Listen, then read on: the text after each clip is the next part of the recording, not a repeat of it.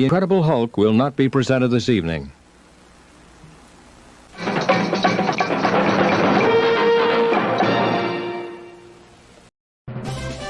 Word Balloon is brought to you by the League of Word Balloon Listeners.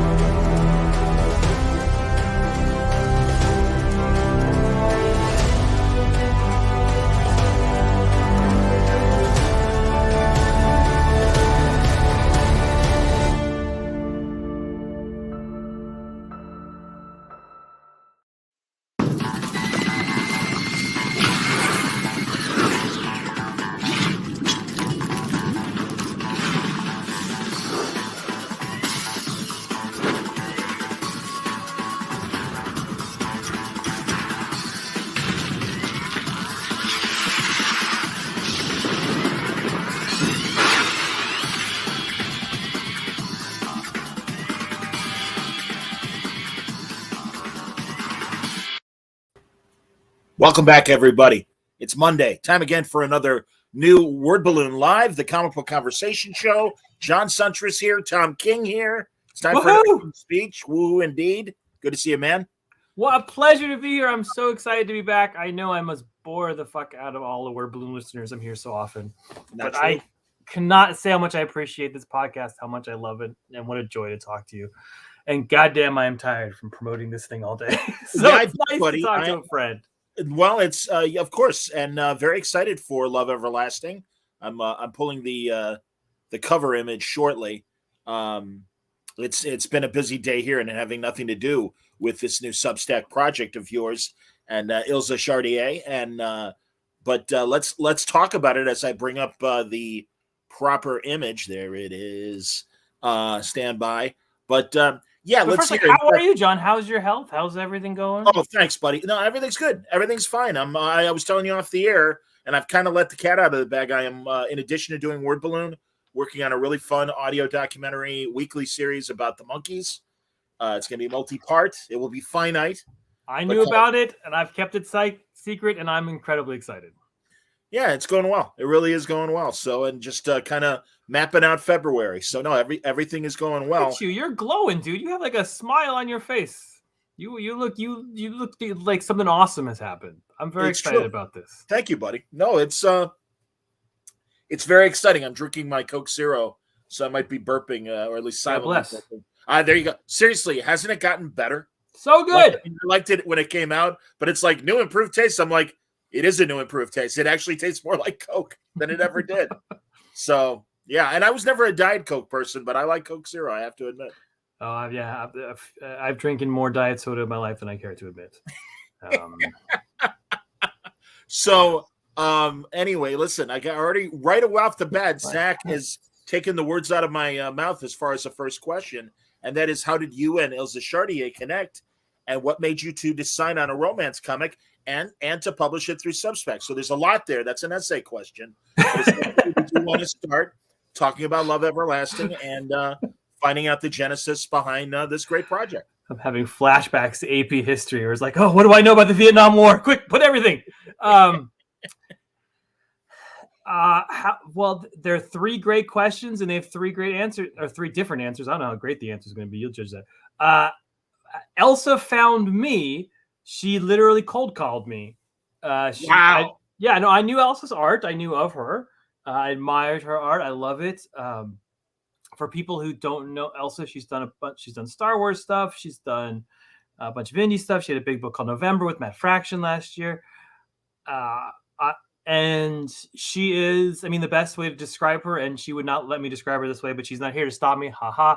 Is, she's got that Darwin Cook vibe.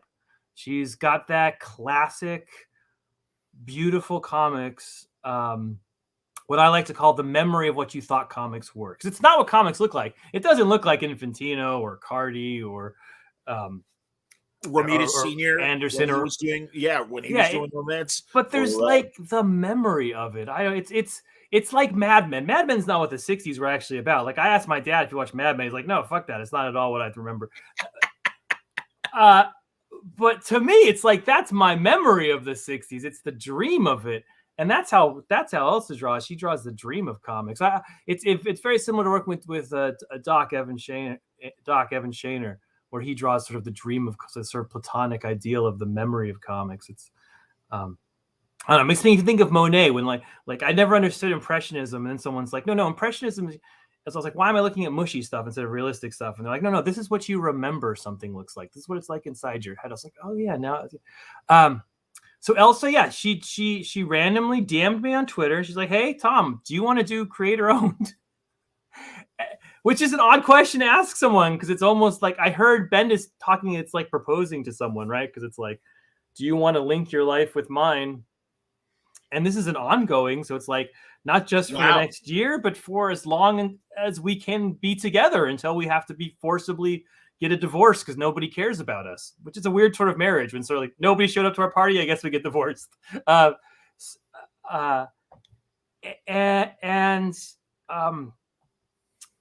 that time, I had never done a creator owned. I did Sheriff of Babylon, which is some people think is creator owned, but it still is entirely owned by DC, much to my chagrin.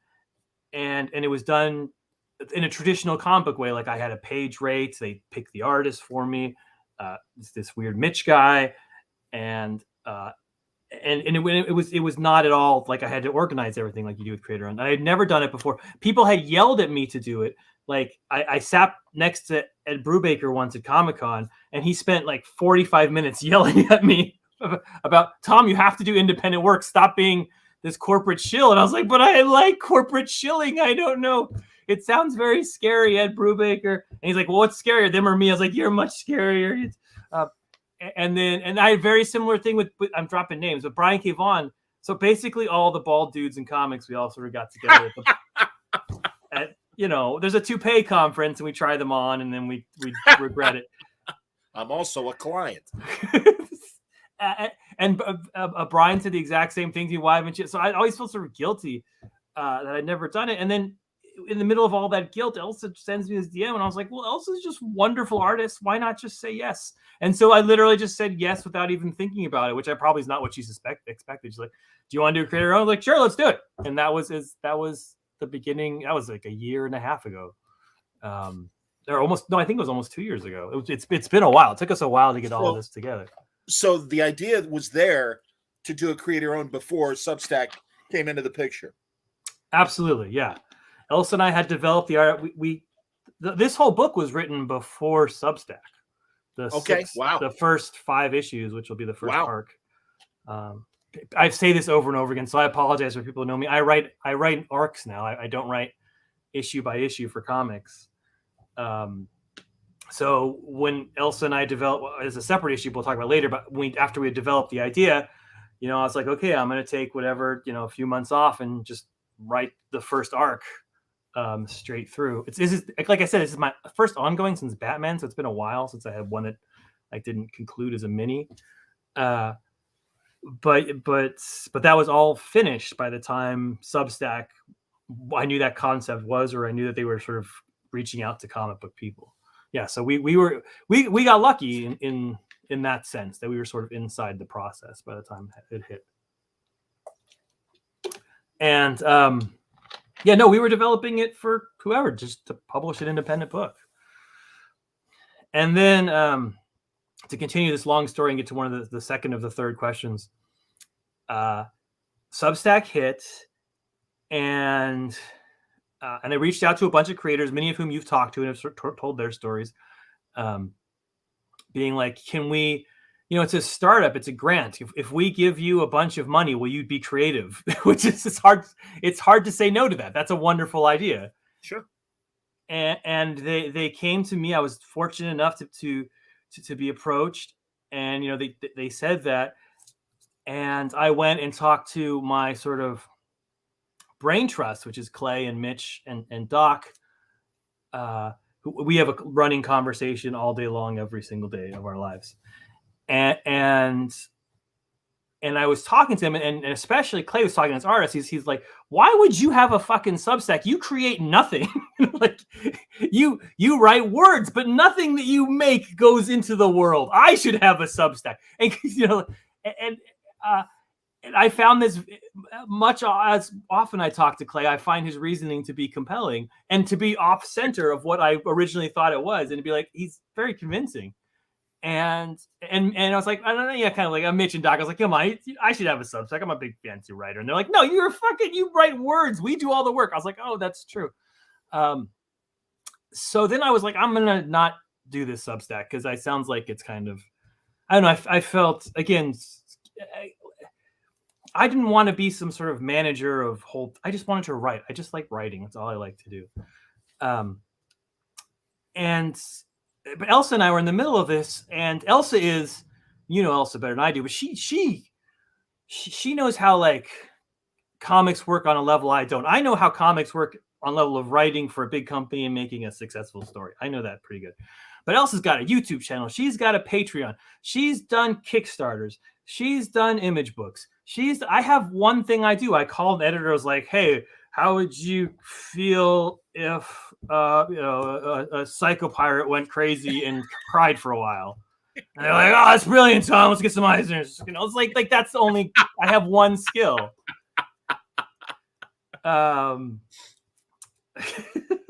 Nice. Yeah. No, she's like Superman, and I'm Ultra Boy. I just can do one thing at one time. You are Ultra Boy. That's very good. I like that. I've been saying the same thing. She just has impressed the hell out of me ever since I met her, ever since Fraction introduced me to her. And it's like, Elsa, you are one project away from being the it girl, and everyone's going to want, or it woman, excuse me. And everyone's going to want to work with you because, her stuff is just it. Of course you're doing a romance book. Her style is romance. It has been from day one. I kept describing November like a day. As much as it was a crime story, it's a romance novel. She can't help it, which I love. It's a beautiful style. So continue your story. I'm sorry. So yeah. So like you said, it was all that stuff. And I was like, oh, well, I just happened by coincidence to be building a comic book with someone who can do this. And I was like, what if we partnered together instead of me as a writer getting a Substack, a writer and an artist shared a Substack together, which other people have done before. Not like a fucking breaking down the wall cool. Here. It's been done. But I just thought that would work for us. And I was like, man, I hope she says yes because I don't have a backup plan. So I was like, what if instead of doing this way, we went on Substack and did it this other way? And we did it together and we split everything 50-50. And this was our Substack. And I would post about writing and you would post about art. And you could teach me about all these different sort of, Patreon and marketing and this and that. And I could still post about writing. I really wasn't bringing anything to the table. But I didn't want her to notice. So, but yeah, she said, yes, that was wonderful. She was like, yeah, that would be fantastic. And so we were, again, pretty far along in this project. So a lot of people started Substacks, it kind of got thrust on them. And it was like, okay, this is the plan of what we're eventually going to build. We had already built something, and Substack came to us and said, what do you want to put on it? We're like, well, we already have this thing we built. So it's like, we can launch our book on Substack rather than launch the plans for our book on Substack. And that's how it came out. We were supposed to launch way back in October. And then for good reasons that had nothing to do with us, Substack had to push it back to today. That's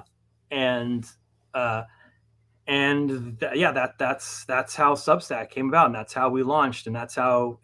There was I was really trepidatious about it. I'm not great at sharing stuff about myself, even though I just been talking for the last 10 minutes.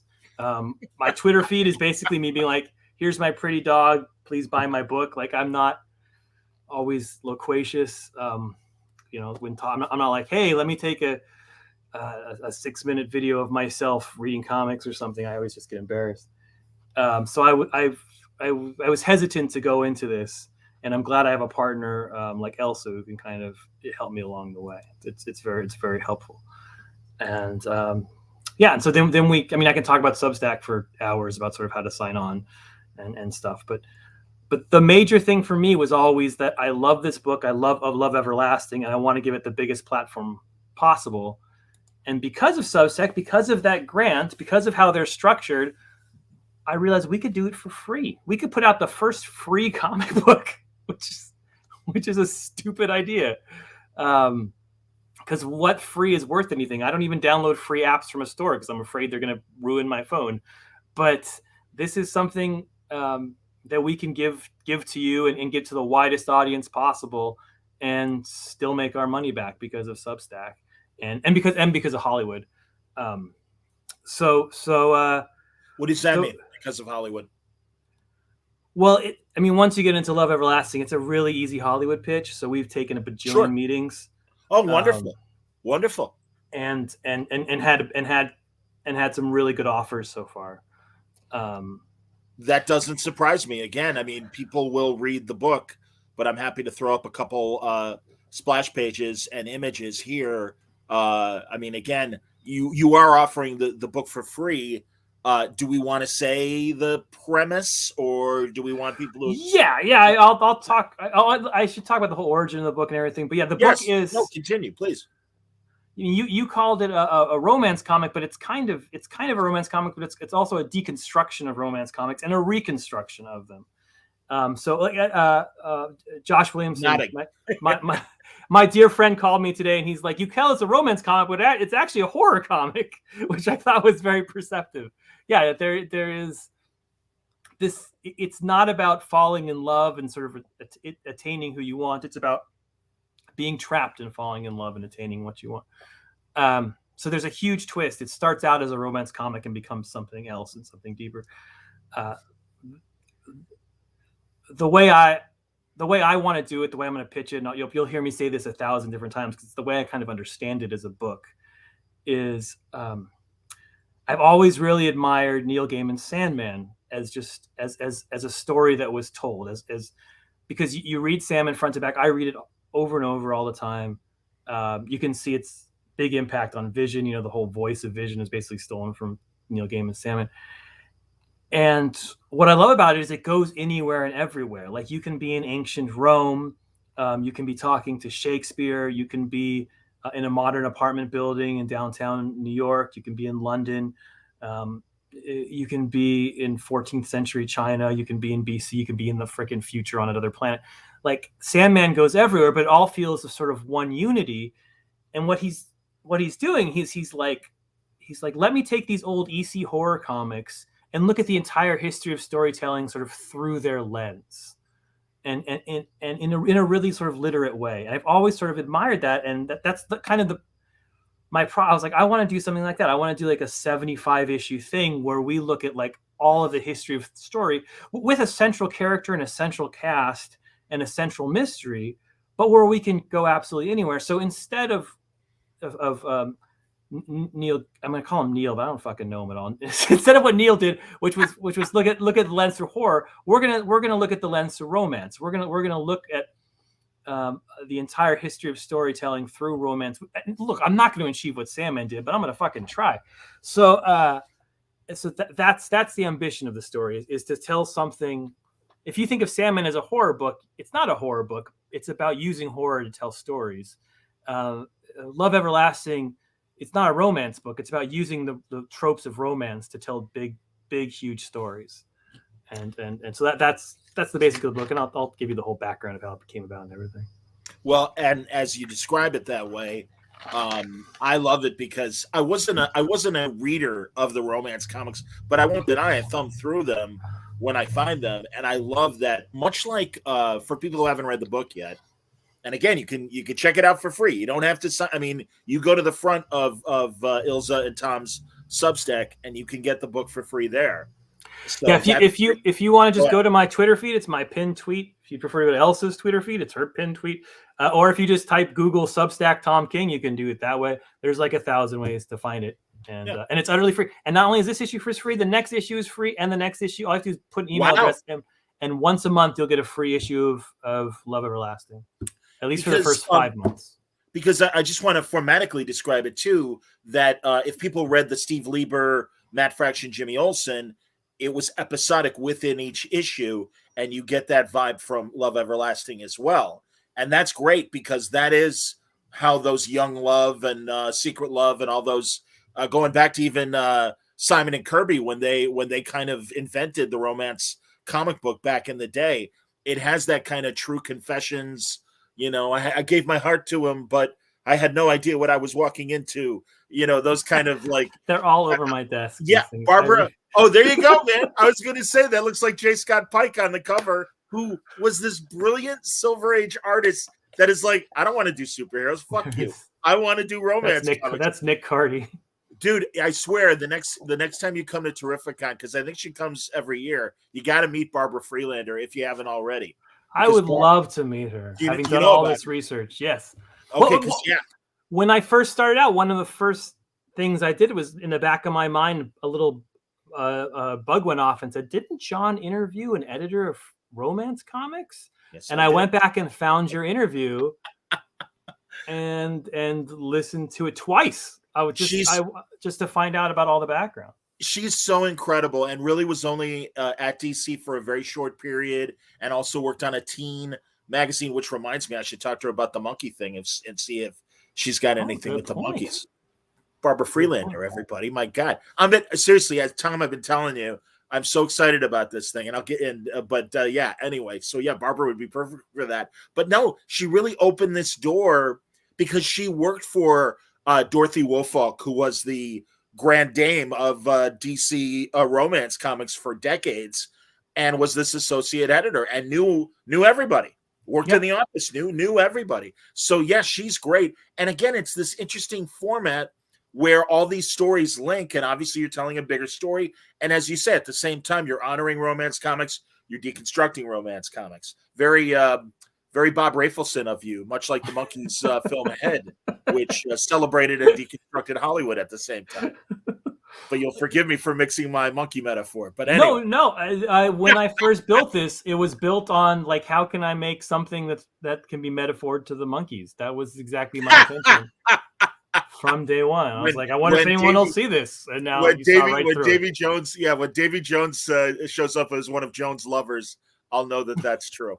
Right now, although I believe I have the image of one of the interludes. There it is, and there's Joan Mackin with Kit the rock star. Yes, Kit the rock star, the Bob Dylan-ish character going downtown in the 60s. We have this like romantic triangle, I suppose, and really it's a quadrangle, or at least it starts as two different people or three different people at the first. But you've got your main character Joan, and you've got her two suitors, George and Kit. So far, who knows who else will show up? But at the same time, not only are you honoring romance comics, but you're doing a ton of other genres of comics as well. And I love the last frame. Pardon me, of the first issue. That was a burp. John just had a stroke on the air. Everything's fine, everybody. I can't move my arm. Anyway. When John has a stroke, he turns into a seal. That's like a little known fact. He's a God seal forbid. stroke. Anyway, the last panel, I'm like, oh, I'm so excited because truly I've talked to so many writers and artists for years and go, how come we never see this kind of comic anymore? And that was your last panel of your first issue. So I'm very excited. I won't spoil. But I love it. I'll spoil. So I'm going to go back and talk about how the origin of this whole romance. Yeah, go ahead. It's a very weird thing to do. I was very nervous about today because nobody likes these fucking comics, and they're very lost and not remember. I was like, it's to be like, I want to talk. I feel like it could go either way. You could be like Tarantino, who's like, I want to talk about 70s pulp films in 1992, and we're all like, what are 70s pulp films? Oh, we all love them. It's such a great place, Yeah. But there's like the other thing where you're like, I want to talk about something nobody likes at all, like I don't know, John Sutter's talking about the monkeys all of a sudden, like nobody fucking. No, just kidding. You're not wrong. Go on. So I was nervous about today, so how I got here. Yeah, but I'm going to talk about the book. I should say, when I write books, if you've read any of my books, the first issue is basically the pitch for the series. So and the pitch comes around at the end. So if you've read Human Target, you should read Human Target. I like that book. But you'll see Human Target. The first issue, by the end, you see that Chance has 12 days to live, and he has to find his killer, and his killer is one of the JLI. That's like just like that's the pitch for the book, but it's in the first issue. So it's same with Mr. Miracle, so it's hard for me to talk about the book without spoiling the first issue. So if you're listening to this on podcast, pause it, go read the first issue. Again, it's utterly free. And if you just want to hear this and then read the first issue, that's the way I used to. When I first came back to comics in the aughts, I would listen to John's podcast and hear people spoil their own comics, then buy the trades, and it was a perfectly great way to read comics. So I don't take that back. So the way this started, I've never pitched this or talked about this before. It's very hard to drop a comic like Beyonce drops an album, to keep it all a secret and not hint at it. This is weird for me. So, but as with everything, it started with a pandemic and with weird collecting. We all collected weird things in the pandemic. And I collect comic book art. John and I have talked about this many times. And so I was looking for comic art to buy. And my favorite artist, a Kirby or a Toth, to buy a superhero Kirby or Toth page, you're talking, between $6,000 to $10,000. I mean, that's like to get one that you could possibly buy. If you don't want to buy a car or you want to get divorced, you can buy like a Fantastic Four page for $30,000 to $100,000. And so I was kind of just exploring, looking at all their stuff, and I started to notice that some of my favorite comic, Toth and Kirby, had done romance comics, and those comics still expensive, but they're like between $1,000 and $2,000. And that was like, I would get yelled at by my wife, but we wouldn't get divorced. Like that's like the perfect collector medium. And so I bought a few of these pages. I bought like a Bob Oxner page. I bought a Kirby page, a Toth page, and I was just because they were beautiful and they were done by my favorite artists. They just weren't superheroes, and I was never, I write superheroes all day, every day, but I write these very sort of humanistic, weird superheroes, so I'm okay with not having punching on the page. And then I was buying these comics, and I was like, well, I have this beautiful art. I wonder what the fuck is going on in it. Like you have that, you're like, I have a page of a thing that I've never read because it came out in 1957. And I don't have this book. So I went back and I would buy the book just to see what my sort of the context of my page was. And in that way, I started to sort of look at these old romance comics. And I was like, what the hell are these things? Like I'm a fairly expert person on comics. I've been reading them since I was 6 years old. I worked for Marvel and DC. I've won awards. I write them 24 hours a day, and I had never read any of these comics. And I was like, how big is this? And then I started doing a little research, and it was a quarter of comics from 1947 to about 1974 were romance comics. Yeah, absolutely. And every publisher, Charlton, everybody. Yes. And it goes back before, obviously the origin of comics is in pulps. There were romance pulps. There were also a quarter of the audience before comics. This is not, these were comics that were, the comics I love, the superhero comics, were comics that were aimed at what they perceived to be the fantasy of little boys, which was to go out and either become cowboys or shoot things. These were comics that were aimed at what they perceived to be the fantasy of little girls, which was to fall in love and get married. Now that's a cultural problem, but it was, made by women for women. That's right. Not always. I mean, there are lots of, but also, but then there's beautiful, like Matt Baker, one of the greatest artists of all time. 100%. He did his best work in romance comics. I think Alex Toth did his best work in romance comics. Frank Frazetta did beautiful work in romance comics. Romita Senior. God damn it. And now I'm blanking on his name. The man that everyone hates, the inker that erased Vince Colletta. Vince Colletta. Beautiful romance comics. Absolutely. again, Simon and Kirby basically kind of after they created the boys gang action comic, they went off and did the romance comic in the 50s and had massive success with that. 100%. And so I just, and you know, like anything, when you sort of discover something weird that you didn't know before, you kind of go down a hole. So I was going down this hole and I was like, I'm just, what is this thing? Just trying to figure it out.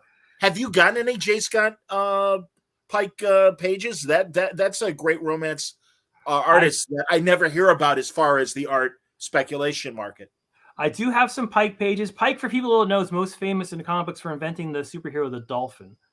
I totally forgot that he even did Dolphin. So that's yes, nice. And that's that famous first issue of her swimming. If you've pictured Dolphin, you're probably picturing a J. Scott Pike image, that image where she's kind of stretching out swimming. But yeah, I got some Pike pages. Cool, interesting guy. Lived into the aughts. So I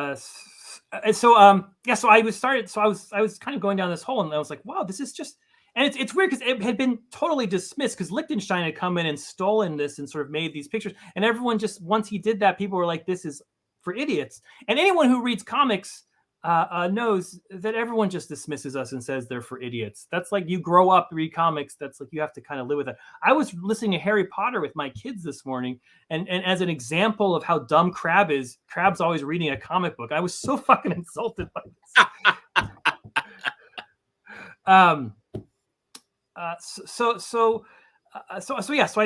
So I started sort of reading more, and yeah, these fascinating pages, like I said, Matt Baker, who was, again, one of the great, a black, most likely gay artist who's been largely forgotten, and who would have been the biggest thing ever because him and Stan Lee were in a pair, and he was going to help start the Marvel Universe, and he died tragically right before the Marvel Universe started. He could have been another Steve Ditko, another Kirby, if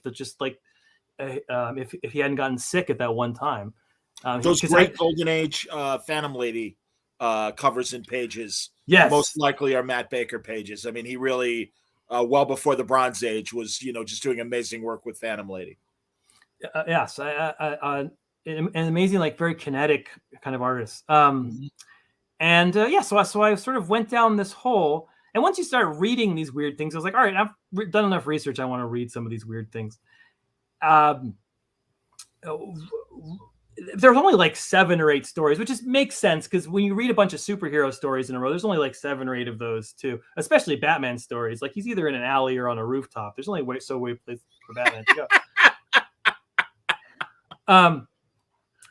But so I was reading, and like John was saying before, every single one of them is an anthology book. They're all usually 4 to 8 page stories, and you get like 2 or 3. You get 3 or 4 per issue or something like that. Yep. And so I was reading these stories, and it's always, it's a woman. She has some problem where she can't find her way to love. Either she's in love with her sister's boyfriend, she's in love with her boss, she's too shy to confess her love. There's just like 6 or 7 stock romance and it's all the stuff you see in sort of romantic comedy. Someone made a bet and she feels all that stuff. There's a basic conflict that has to resolve itself. Storytelling wise, I think there were actually some pretty good stuff there.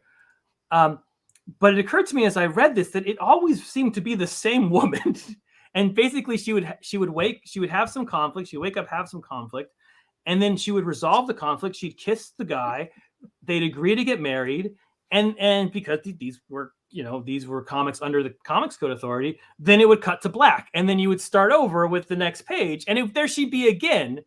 And she'd be, this time, instead of being a young lady in the 50s, she'd be a young lady in the 1870s being a cowboy, or she'd be a young lady at a discotheque in the 70s, rebelling against her parents. And I started to see this woman. I was like, what a strange life she is leading, just doing this over and over and over again, where every time she falls in love, she has to start over. And then I was like, oh, that's a comic. That's Quantum Leap. That's Groundhog Day, right? Like, I was like, her story of her becoming aware of the fact that she's doing this over and over again, her trying to escape that, and her trying to find out who put this trap together for her. That's a comic book. that both looks at this and can be told in these sort of ancient, in this technique that's so beautiful, and can expand upon it and comment upon it, and can be that Sandman thing I've been searching for fucking 10 years.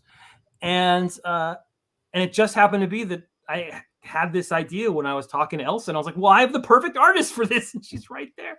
So I pitched it to Elsa. She said, okay. And that's how we got started. And I went to dinner. I remember that day. I was like, Elsa said yes. I asked my daughter, what should we name this young lady? And my daughter said, Joan Peterson. She just came up with that name on the spot. Oh, wow. Because we were looking for the most generic suburban name that we could possibly think of. And I think I had Googled like most popular American name, and it was Peterson. So I was like, how about Peterson? How about so my daughter said Joan Peterson. It was set in stone. I was like, okay, this is the story of Joan Peterson waking up to realize that she's stuck in a romance comic, or stuck in a romance story. And then we created the whole, there's a huge sort of there's an answer to the whole thing and how it went along. And then we just got started. So that's what this is. It's a story about a woman trapped in romances, trying to sort of find her way out, find how she got in this trap. The easiest way to think of it is Bill Murray discovering he's in Groundhog Day and being like, how did I get here and how do I get out? With some sort of, if it's not time travel, another mystery that will explain itself as the story progresses, because we see her in a Western motif. The image I showed before about with her and Kit looks like it's the 70s. Everybody's in bell bottoms and stuff. The first chapter, very classic beginning of a romance comic, kind of that timeless New York, big city kind of motif. And again, I can't think of anyone better than Elsa to draw this. So yeah, I don't blame you. And I'm so glad that, serendipity actually, worked and the stars were aligned for this to happen and stuff. Again, you had the idea to do this, then Substack came along. Do you see Substack as a platform to do a comic genre or something that you might think your audience is going to get? Because, again, you and Elsa are bringing a significant audience initially. I'm sure you had a great first day today. I hope you did. But yeah, I mean, like, is this like kind of, not a white elephant, but just like obviously a passion project for you. And I'm so glad that your brain is thinking along these lines, because I think it's a fun, really interesting thing. But maybe it would be a tougher sell at the big two in this current market. I don't know if you feel that way. Yeah, I mean, I could have sold it to DC. I think DC would have published it. But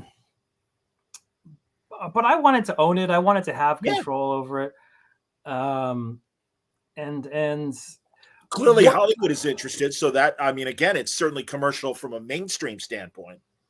Yeah, it was, it was one of those things where once I had the idea, I was like, oh, this is an easy pitch for Hollywood. Sometimes you have the ideas, you're like, oh, this is going to be a hard pitch for Hollywood to swallow. It's so weird. But this is just Quantum Leap with kissing. That's not, that's like, not that Quantum Leap didn't have kissing, but like even more so. Quantum Leap. Even more so. It's in the title sequence. Good Lord. That's a good point. Sam, Joan, you need Al. Where's Al? All right, there's Al's coming. There's coming. Don't worry. There's a whole really just like in Sandman, where there's there's the god. There's a lot of people coming. There's regular characters. Yeah, it's cool. Okay. But yeah, well, I think what Substack did was it allowed us to make this higher quality to take more risks than I think we might have. Oh, just because like they gave us a backstop, they said, okay, no matter what happens, you're gonna do all right.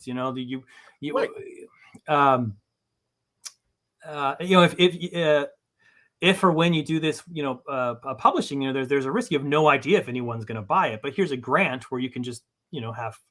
So we were able to, get the best letterer in comics, Clayton Cowles, to letter it without any hesitation. And I could say to Clayton, there's no risk involved. We're paying full rate here, let's go and get the best.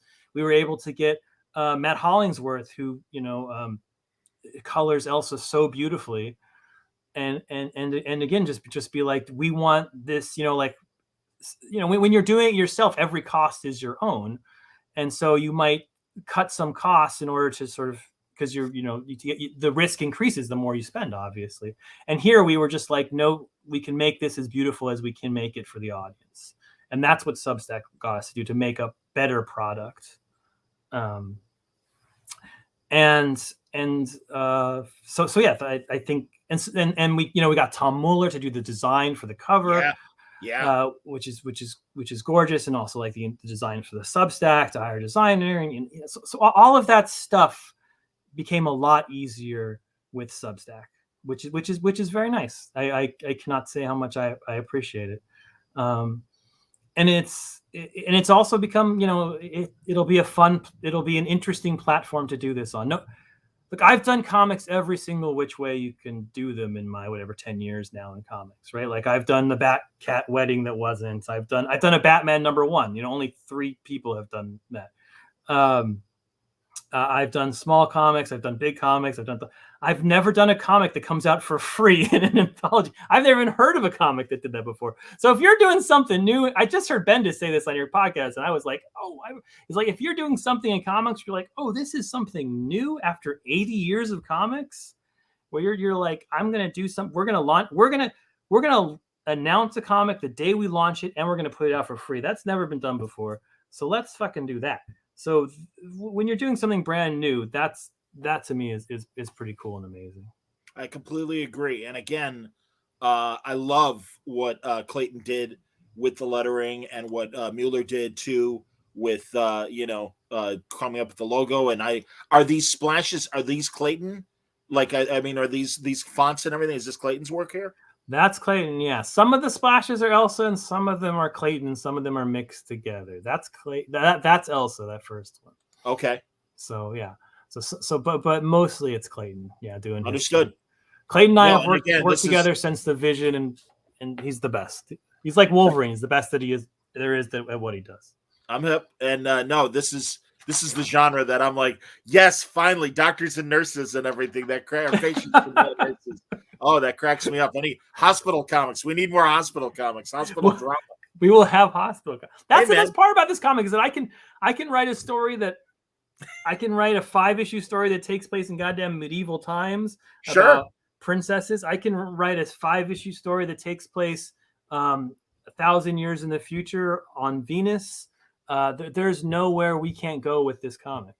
Well, and Greg is right, by the way, that obviously Panel Syndicate had great success. Brian K. Vaughan with his book that he did was it Marcos? Very much. Marcos Martin? Marcos Martin, yeah. The very prescient book, Private Eye, which I still think of today as like, yeah, that's coming someday when all of our data gets out there, we're all going to wear masks. I love that book. Sad but true. But also, no, and got big Substack day. Kari Randolph and Brian K. Vaughan and Grant Morrison. Yeah, huge day. Everybody jumping in the pool. That's great, and glad to hear it. So, no, it's a big. Well, I wasn't glad to hear about Kari, because I want to work with Kari, and I did Robin War together freaking 8 years ago, and I've tried to work with him ever since. So, no, I don't want Kari to go work for Substack. I want him to do some DC book with me. So, that's horrible news, actually. No, congratulations to him. Kari and I are finally trying to make our schedules align. Kari's one of those guys at conventions, and he's always like, John, I'm like, Kari, when are we going to do a show? He's like, I hear you, man. Absolutely. He goes, no, we will. And then like, he'll be, I'm free now. And I'm like, I'm not. And then I'd be like, I'm free now. And he'd be like, I'm not. So hopefully this month we'll be talking. It is so weird. And maybe you know the answer to this, Tom. Obviously, Love Everlasting available now, but everyone's making their April announcements now. Do you know the significance of April, other than obviously it's the beginning of the second quarter? But like, it just seems like everybody's guns are pointed towards April. And I didn't know if you had business insight in that you can share and say why April. No, I have no insight for you. I feel utterly useless. We launched today because they wanted to launch a bunch of people and get us sort of all lined up for the same day, which you saw. Yeah.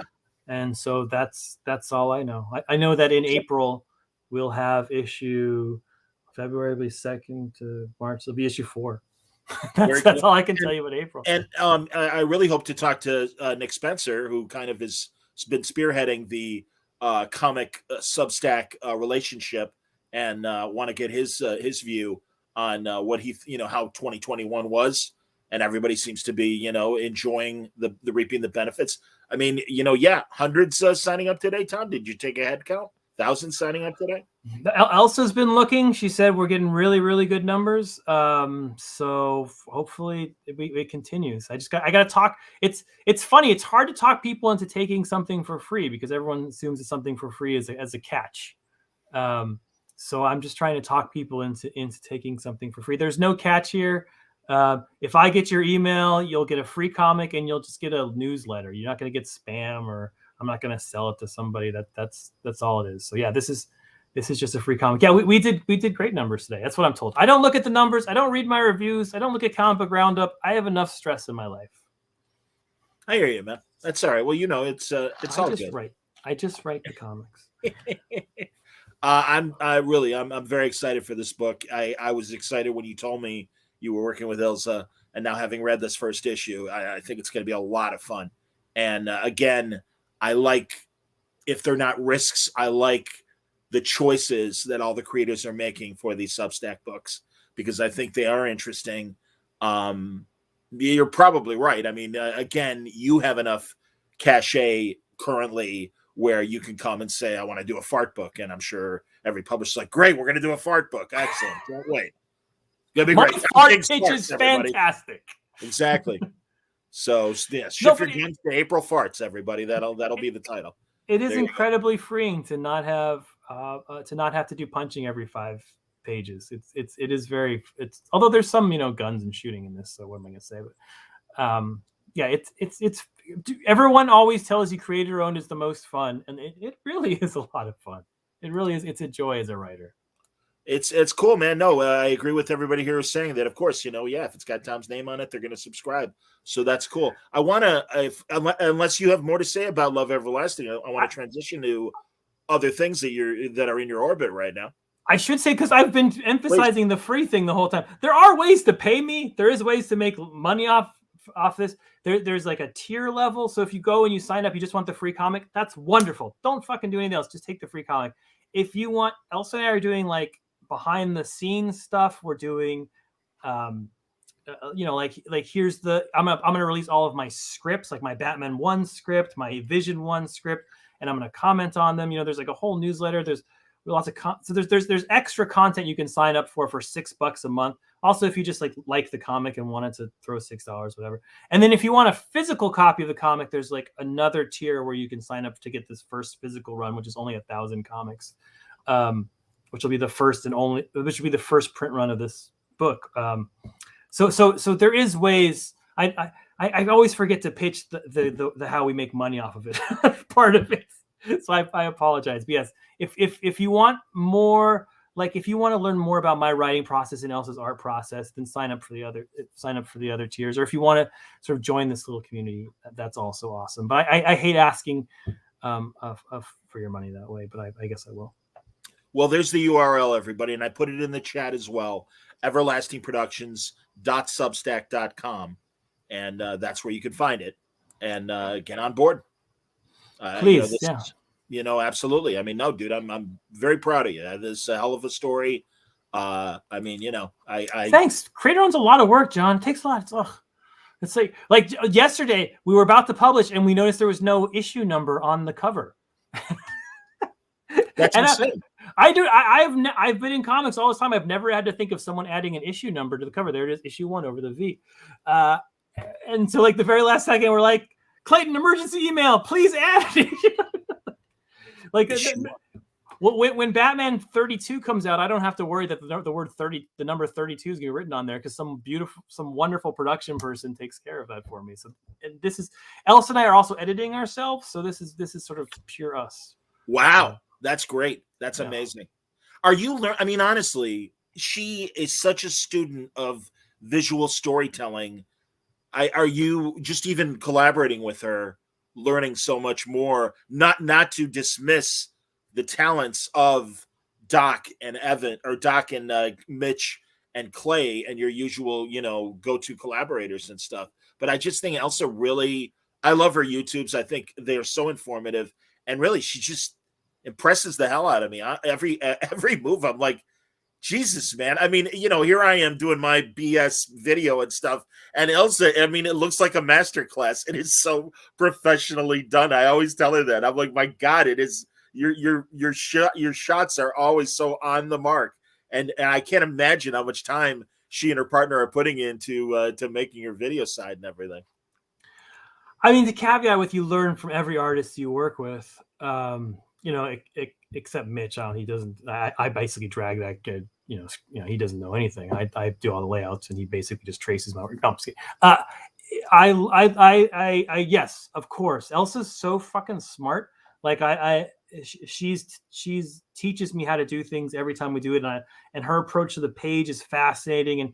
And like, since there's no editor, like I send her the script and she says, well, you forgot we should do it this way. I was like, oh yeah, that would be better. Like she's like kind of my storyboard person I bounce things off of too. Sure. So yes, I've learned an incredible ton about many aspects of the comic industry from Elsa. It's been a joy to work with her. Well, and again, usually the hallmarks of Substack are journals about process, audio about process, video about process, various things. I imagine that will be part of the package as well. Yeah. So if you want just the free thing, you get the free comic, and then once a week you get a newsletter. I've never done a newsletter before. The one that went out today was my first newsletter ever. But you'll be getting a weekly newsletter from me, which will be like, and I'm going to model mine off of Bendis's, which I think are pretty nicely done. So if you look at what Bendis is doing, it's a rundown of sort of what I'm doing that week, what's coming out, my thoughts on things, just a little bit here and there, and you'll get that once a week, just some, and you'll also get a newsletter from Elsa, since it's a teamwork, so you'll get sort of her updates and on the art and everything. And then again, if you pay the first tier, you'll get all these extra posts about, like, here's the black and white art, here's the pencils, here's how we constructed a page, here's my full script for an issue, here's Elsa and I talking about our approach for it. Yeah, it's a lot of process stuff for people who are interested in sort of the behind the scenes stuff. And we're also going to do things like, I'm going to do like a book club, all the stuff everyone else is doing. I should really sell this better, but like, I'm going to do a podcast where you can listen to me talk about like Squadron Supreme or something. And I'm going to do like AMAs and Q&As, and we're going to do, Skypes with everyone. So all that stuff. Yeah. All that process stuff. But all push towards this brilliant comic and sort of how Elsa and I make comics. That's cool, man. Excellent. Again, there's the URL for the Substack. We'll put it back up later on in the show as well. But I do want to talk about some other books as well. Unless, again, let's do. Lord knows I have enough other books to talk about. Yeah, you do. Well, and in fact, from a comment right here from Raphael, Love Everlasting was an incredible read. Almost cried with the Batcat special from last week. I appreciate that you mentioned Damian in the book.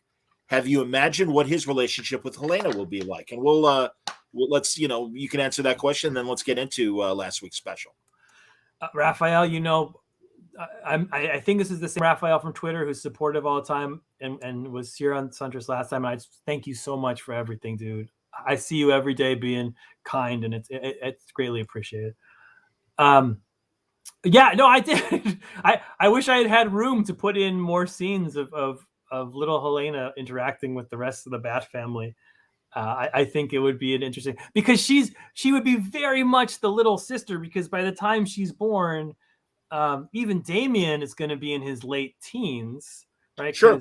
Because she wouldn't be born for 2 or 3 years now, and Damien's like 14 now, so he'd be, and so the idea that there'd be this whole Bat family that would be 16 years older than her, and she'd be the little sister to all of them, I think is just an excellent dynamic of her growing up. We've seen some of it in the book where there's a little bit of interaction between Helena and Dick when he's the commissioner in the future. Yeah.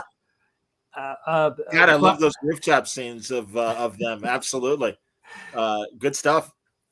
But yes, I think it would be an incredibly interesting relationship, especially considering like this is like this is Batman is marrying and having a child with the love of his life, and Damien is like ex-girlfriend, not ex-girl, but like his mother. It's a much more complicated relationship with Batman, and that dynamic of like of how they would interact, and also Damian as an older brother when he's always the younger brother. I think it would be just. I would love to write it. It'd be so much fun. I almost see this as, and I don't know if this was in the back of your head making the Batman-Catwoman book that you're making, but I almost see this as like the Earth 2 Batman and Catwoman realized for a modern audience because Damian isn't there. And it really is about Helena and a slight twist from Huntress and what she was in the original Earth 2 stories. But again, I think you room to grow and kind of explaining that that dynamic of being the daughter of both Bruce and Selina. As with all my comics, I stole from past stuff, usually from Bronze Age stuff. So yeah, you're exactly right. It's very much that Earth 2, what it's like to be the daughter of Batman and Catwoman, which was Huntress in there too. And there's all-time great stories sort of about the future and how that works out if you go back and do them. I want to say it's like Alan Zuckerman, but with Joe Stanton art. I can see the art. Joe Stanton was the artist. Yeah, I thought Levitz actually. Maybe I'm wrong, but I thought Levitz did a lot of that early Helena Earth 2 stuff. Yeah, he did. He was the creator of Helena Huntress, Levitz. I remember when I first wrote Huntress and Grayson, I wrote him a note saying thank you for this character. And Joe Stanton was the creator of the second Huntress. That's why I have a Joe Stanton Huntress up there. Oh, awesome. That's funny. Okay. Yusef says Alan Burnett. So that's the name I was going for. Thank you. Cool. I appreciate that it was absolutely. Man, what a loving tribute to John Paul Leon, who we tragically lost far too early. And I'm among everyone else ringside who loved his work, and both creator and reader alike, and also just a sweet guy, man, a guy that I have had many convention encounters with and nice conversations. Never got him on word balloon, kicking myself, but also I remember 11 years ago at Baltimore, Walt Simonson, so excited to be working with John Paul on whatever it was. It was one of those Batman black and white stories, I believe, which were included in the back of the special. If you look in there, that's right. So yeah, man, no, it's great. Here, Gore Vidal even says your Batman annual where Selina and Bruce get aged together is wonderfully painful. I even made a video about it on my channel. You understand intimacy, longing, and desire. Well done. Agreed. And yeah, man, I love just watching these characters age. And I mean, that has been so great to see, even with Batman off, unfortunately dead through most of this other than in flashback. But I love seeing him and Selina age, and really like what do these human heroes do, and villains for that matter, as they reach their senior years and the final chapters of their life? What are they like at this stage of their lives? I think it's fascinating. Yeah, well, I mean, way back when I wrote that annual, which is quite a few years ago, the idea was to give Batman a happy death, which is a hard thing to do because what the fuck is a happy death? Nobody wants to die. But I was like, if anyone who saved the world and sort of sacrificed his soul, I was like, I want to give him my ideal death, which was, to be old and to be ill, and to be surrounded by your family, and to have your wife holding your hand, and to have your children by your side, and for someone to tell you they love you as you sort of fade away. That's a horrible thought, but it's like the best you can do in this. Just, if you're not freezing your brain and like Walt Disney or something, that's so I sort of, that's why I sort of killed Batman, because I wanted to give him peace. I remember when I got the pages, the Michael Lark pages, I was walking my dog and I just sat down on a bench because it hit me so hard, because I felt like I was looking at the hope of my own death, which is it's a hell of a thing to look at on your iPhone. But yeah, this comic, the special, it was written. It was written to cover a gap. We were gonna, much like we're doing Human Target. Once we issue 6, take a little gap break so that the artist can catch up. And JP and I had worked together. We had done a short story way in the beginning of my career called Black Death in America that got nominated for an Eisner.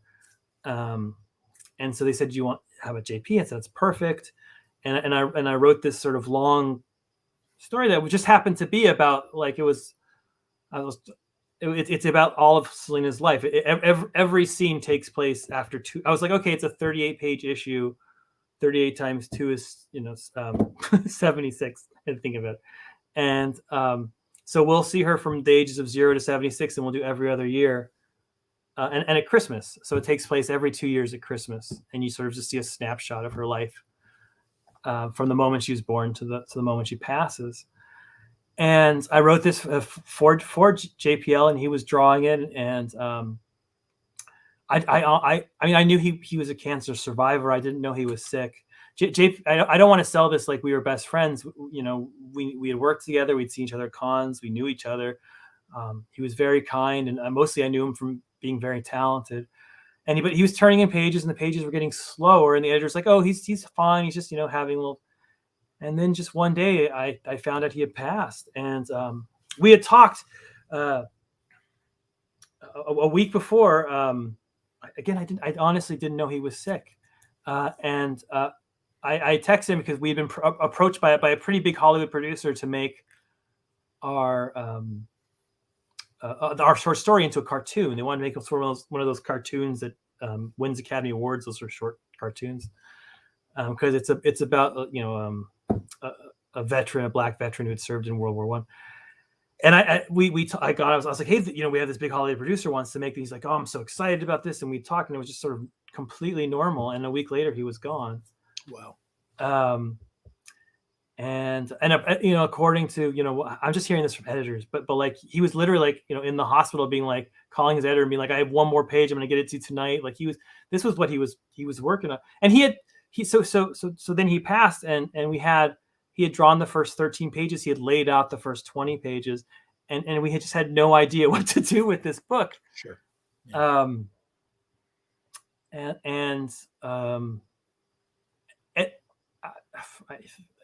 I don't want to sound.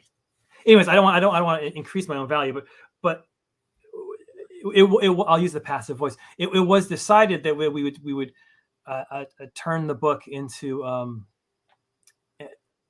something for him, for JPL, and get his work out, because he was proud of it and it was beautiful work, and turn the book into something that was that special. And it took a long time to sort of come to that decision, because it's a big decision for DC to make, to continue with it. And they did. They to their credit, they decided to expand it and sort of put all these extra splash pages and go all in, which was a lovely thing for them to do. And at that point, Bernard Chang was one of JP's best friends, and he said he wanted to help out, and he said he wanted to finish the pages that JPL started, and we needed an artist to do the ones that hadn't been done. So he'd done the first 20 or 18. I happened to be best friends with one of, if not the best artist in comics, who's Mitch, and I begged Mitch to come on and help, and Mitch and JPL. JPL did the covers to Mitch and I's first book, Sheriff of Babylon, and so Mitch agreed, and he decided to do it in JPL's style, and to do it hand drawn in JPL's style. And Mitch does what Mitch does, which is he did art to perfection, and that's how the book got made. It was written, so it was written, probably in, I don't know if 2019, but early 2020. It took like a year and a half to come out. And when it came out and I read it, and I hadn't, obviously I hadn't read it in a long time, since I had written it a long time ago. And it floored, my own stupid work was, kind of making me cry, which is dumb because I made it up.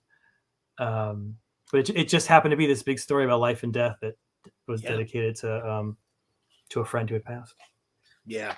Again, those final moments of, I guess years of Bruce and Selena, I just are very poignant, both story and art. And here's some interesting questions that I think does dovetail into the special, but also in general. Matt J. Hello, Mr. King. In reading Batman-Catwoman, I would be interested in learning the background and thought process behind some of your character decisions for Selena, in particular her backstory. So let's start there. I mean, the thing I most wanted to do with Selena was to not, which is the whole point of Batcat, was to make her as complicated as a human being. Which is to say she's not one thing. Batman, Bruce Wayne, we talked about this before, but he is very much a one motivated character. My parents died, I must seek vengeance. I wanted to make Selena a character who was as round and as crazy as you and me, John, who's like, she's one. I am not the person I was when I was 4. I'm not the person I was when I was 18. I'm not the person I was when I was 30. Like, I feel like every 10 years I become a different human being.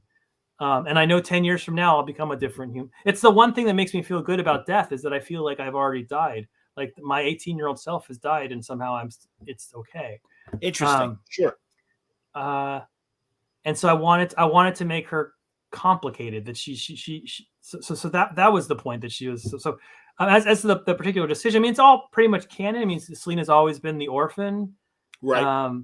I did some things where she was in this orphanage where I figured a Gotham orphanage would be supported by the Waynes and have a picture of the Waynes up. So I did this thing where she saw Bruce when she was very little, because she's and when I was a kid, I was raised in a sort of broken family and a single mother and all that. So I remember seeing idealized pictures of families and just being obsessed with them. So I kind of gave her that. And I added a little bit of David Copperfield to her, a sprinkling of that, because that's like a great origin story for a thief. And I used so she follows, she finds her way into a group of thieves and sort of learns that, but her horrible, she's raised really tough and it sort of drives her insane, and because of that she never kind of knows herself on some level, but she knows when she finds Batman, when she sort of finds her soulmate, the same way he knows that they connect in the way and she finds happiness. I very deliberately made one page at the very beginning where she gets beaten up by a nun. And she said, I hate you, to the nun. It's like, I hate you too. And like, that's like such a low moment when you're just utterly alone by yourself. And the one person who's supposed to show you love tells you they hate you. And then I paralleled it with, whatever, she's older and she has Selena, her daughter, and her daughter's old, and they just have her say, I love you. And I love you too. And so the idea that for people who grow up without love, sometimes you have to build your own family, and you look around and you're like, this is not the family I know my parents, some people have a family thrust upon them, and some people have to sort of grow their own. And Selena's someone who had to sort of grow her own family. So that's kind of what it's about. I also love that scene, and maybe I'm actually, I think I'm conflating the last couple issues of Batcat with the special. I loved when Bruce is working out with the heavy bag. Of course I do. It's boxing. But really, that scene with Alfred where he's like, why do I love her?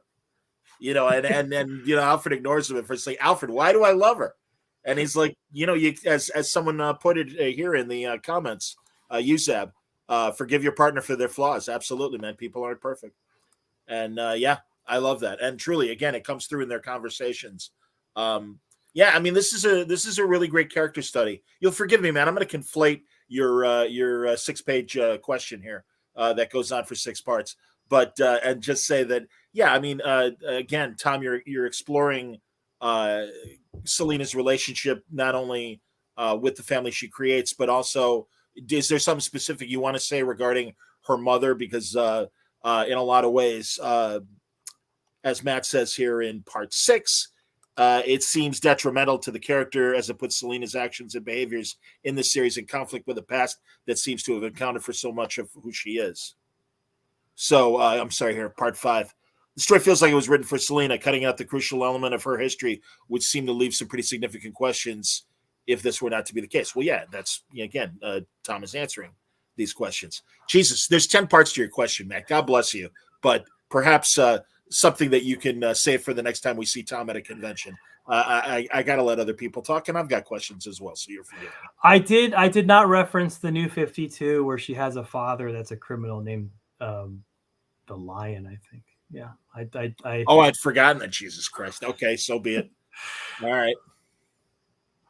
The reason I know that is because when I was doing research to create who became the Tiger King of Kandahar, I wanted to name him the Lion at first, and they'd already used the Lion for Selena's father, who was like a criminal that she had paired up with.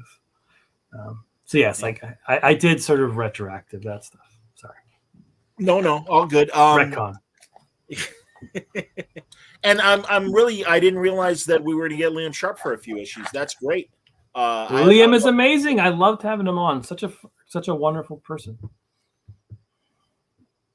I agree. All right, here I'll let Matt ask this final question. At least if there's a part 12, Matt, it's not going to happen. Why change Selena's backstory for this series when it would contradict, undermine the character you're trying to portray and seemingly disconnect her? Hold on. From her stories that your series influenced by in conversation with you. All right, Matt. There we go. Matt, if I may, this is a Black Label story, so you gotta get to choose what you want to relate as continuity and what you don't want to relate. And if there's more to that, feel free. I don't think I contradicted anything in her past. I mean, this is literally one day in her life every 2 years. So you fill in the other 2 years, Matt. I'm sure you can. All right. Yeah, there you go. So let's see here. I don't want to give spoiler questions. Sorry, kids. Ain't going to happen. What else can we say? I mean, Batcat number 10 coming in a couple weeks. Batcat number 10 coming next week. Coming a week from today, because I got my comps today. So Clayman is back on the book. I just got them. They're beautiful. My God, Clay's art is next level. It's a huge, it's the pivotal sort of epiphany, big issue where we sort of Catwoman and Joker and Batman have been circling around, and they all sort of come to sort of a revelation about each other. It's a big issue. And it was a fun issue to do because we did it in kind of a neat way. I'll spoil a little bit, but so we have 3 timelines, and at the end of 9, there's 3 fights that are about to happen. Yeah. That's great, man. Absolutely. 3 different time frames, and especially Helena having to go up against her mother. I mean, my God, I've loved these conversations between Dick and Helena regarding Selena, bringing her in and everything. And now Helena's going to have to face this harsh reality of having to really kind of face her mother. And yes, exactly. So you have in the past you have young Selena and young Joker, 2 people who have been friends this whole time, finally realizing that they're enemies. In the middle of the book, you have present day Selena and present day Joker. Selena wants to kill for what he's just done and sort of revealed the horror of what he's just done. And then in the future, Joker's dead, and you have Selena and her daughter fighting, and Selena's killed the Joker, and Helena's trying to arrest her for that. And so it's these 3 fights. And so what I did was I had it all be sort of one continuous fight, one continuous conversation as the camera switches between them. And so you sort of see in 3 different time periods the same conversation kind of flow into itself as this fight goes, as these 3 different fights overlap. I don't know if that makes sense, but when you read the issue, hopefully it will. No, I think it will. And again, I love I've been enjoying the time shifts and stuff, and seeing the story from all these different time periods and filling the gaps in as you're doing them and stuff. Now, Greg, before we leave Batman, we'll ask about what you want to tell us about Batman Killing Time, and I've got an image for that. I have never talked about Killing Time on a podcast before, so I'm going to be a little mealy-mouthed about it. So, John, I've talked about this many times. I write my comics usually in 3s. So this is the 3rd comic in the Supergirl, Human Target, Batman Killing Time sort of era of comics, where I'm trying to do comics that are more, for lack of a better word, fun, that aren't sort of these eternal people looking out windows being sad comics that I've loved to make for so long. And then Lord knows I've talked about it when I talked about that Batcat annual. So if you're digging Supergirl, if you're digging Human Target, this is the next comic that has that vibe. And it's me and the brilliant David Marquez teamed up for the first time, and he is killing it. The art is off the walls gorgeous. And the basic idea, when they came to me with this book, they said, we have this Batman book. Would you be interested? And they're like, you probably aren't. At this point, I think I think I've written more Batman than anyone alive. So I feel like I've written the character a little bit. And so I was like, do I want to write more Batman?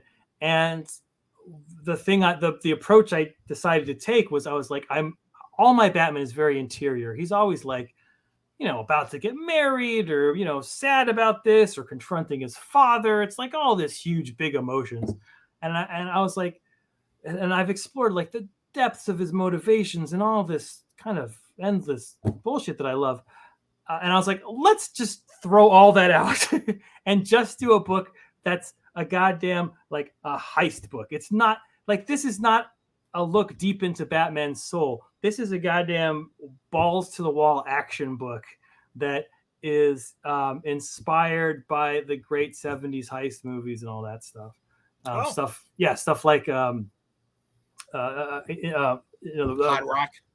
Rod, and my brain is slowly melting. The Getaway, sorry, that's what I was trying to. Oh, sure. With Ally McGraw. Peckinpah, absolutely, and Steve McQueen. Steve McQueen, Ally McGraw, Peckinpah movie. But the idea started with, I love those movies. I love movies about a man and a woman on the run from the cops, going from hotel to hotel, Bonnie and Clyde style. And I was like, who would do that? And I was like, what about the assignment in the beginning was, look, Batman the movie's coming out. Can you use the Riddler, the Penguin,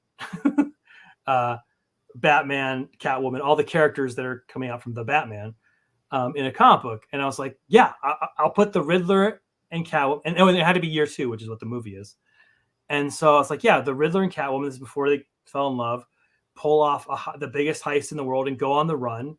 Just like all those, there's 1,000 movies about a man and a woman going on the run, and Batman has to sort of chase them, and the stakes are super high. And so it starts out as a huge heist and turns into a huge chase movie. And that's what it is. And it's got Batman on a fucking huge motorcycle. It's got tigers fighting each other. It's an incredibly fun comic. I told it in a really weird way. You're going to see this. I couldn't quite do it so simply. There's a bunch of reasons it's called Killing Time. First of all, because a lot of people die in it.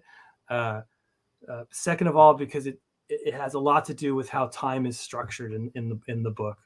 I stole from, only you would know this, but like the Killing, the original, the one of the best heist movies of all time. Stanley Kubrick, yeah. Stanley Kubrick. That's not told 100% linearly. He does these great sort of jumps back and forth. So I stole that sort of concept from. That's one of the reasons it's called The Killing, because I stole from Stanley Kubrick's The Killing. So it has a lot of sort of jumps forward and jumps back. Anyways, I'm super proud of it. I just read the full colored second issue, and I love it. And it's just, yeah, it moves, and it's full of action. When you have David Marquez, you want to see Batman punching Croc in the face, and that's what you fucking get. That's great, man. No, I was going to say, too, that, yeah, David's perfect for this book. So, no, that's great to hear. Jake wants to know if Killing Time takes place before or after the War of Jokes and Riddles. Before. Yeah, I think this is before. Although I guess yeah, I'd say before. It takes place before the scenes in Batcat where they're together. This is before they've ever hooked up. So Batman, the way I like to think of it is year 2 in Batman's continuity is post putting on the suit, but pre finding Robin. Like that's what I think of as sort of Batman year 2. So he has the suit. He knows Gordon. They're not best friends yet. Gordon is commissioner, but he's a brand new commissioner. They're discovering their relationship. He knows all the villains. He's fought them all one time. They're kind of getting annoyed because they had, with who this Batman guy is. Arkham has just been founded. They're just starting to get sent there. So it's like it's the beginning of him. He's already Batman. Year 1's happened. He's still a cool fighter, but he's at the beginning of his sort of fight. That's what I look at. Okay. Quick tangent from comics, because I think this is an interesting question from Patrick. What's the craziest non-classified story you've had from your time with the CIA? Oh man, it's been so many years. The craziest? Craziest non-classified story. Yes, sir. It's hard. What do you consider to be classified or not? I mean, I did weird things. Domestically, I'll start domestically. Like when I was, I worked. This can't possibly be classified. Maybe it is clear up. So I worked before I even went to the farm. I was like, I worked on the Iraq War when it was just sort of when they were planning it, when they were sort of planning the invasion. And I decided I've never been good at sleeping, so I was like, I'll work the night shift. So I'd work the night shift. I'd work overnight in CIA, and it was really like a skeleton crew. It was like two of us and another guy and another older person. And if the older person didn't show up, and he was not the most reliable person, he was kind of an old drunk.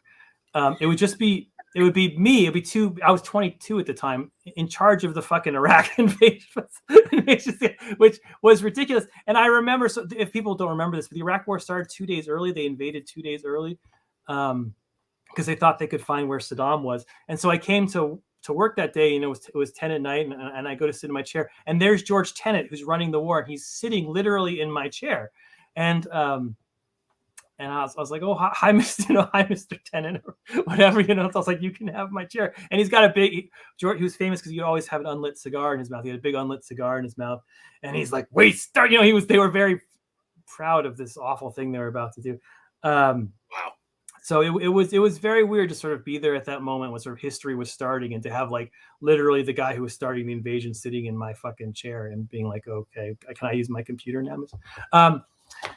So yeah, that's a here story. I don't know. I mean, there's lots of stories from overseas that would just be, I mean, there's just fucking crazy, mind-blowing stuff that happened that just doesn't even make sense. But it's hard to say what's like classified and not classified. I don't know. I mean, well, I guess they were looking for really just crazy, and they just wanted, so. I mean, yeah, that sounds like a very Jimmy Olsen, Perry White moment with George Tenet, obviously.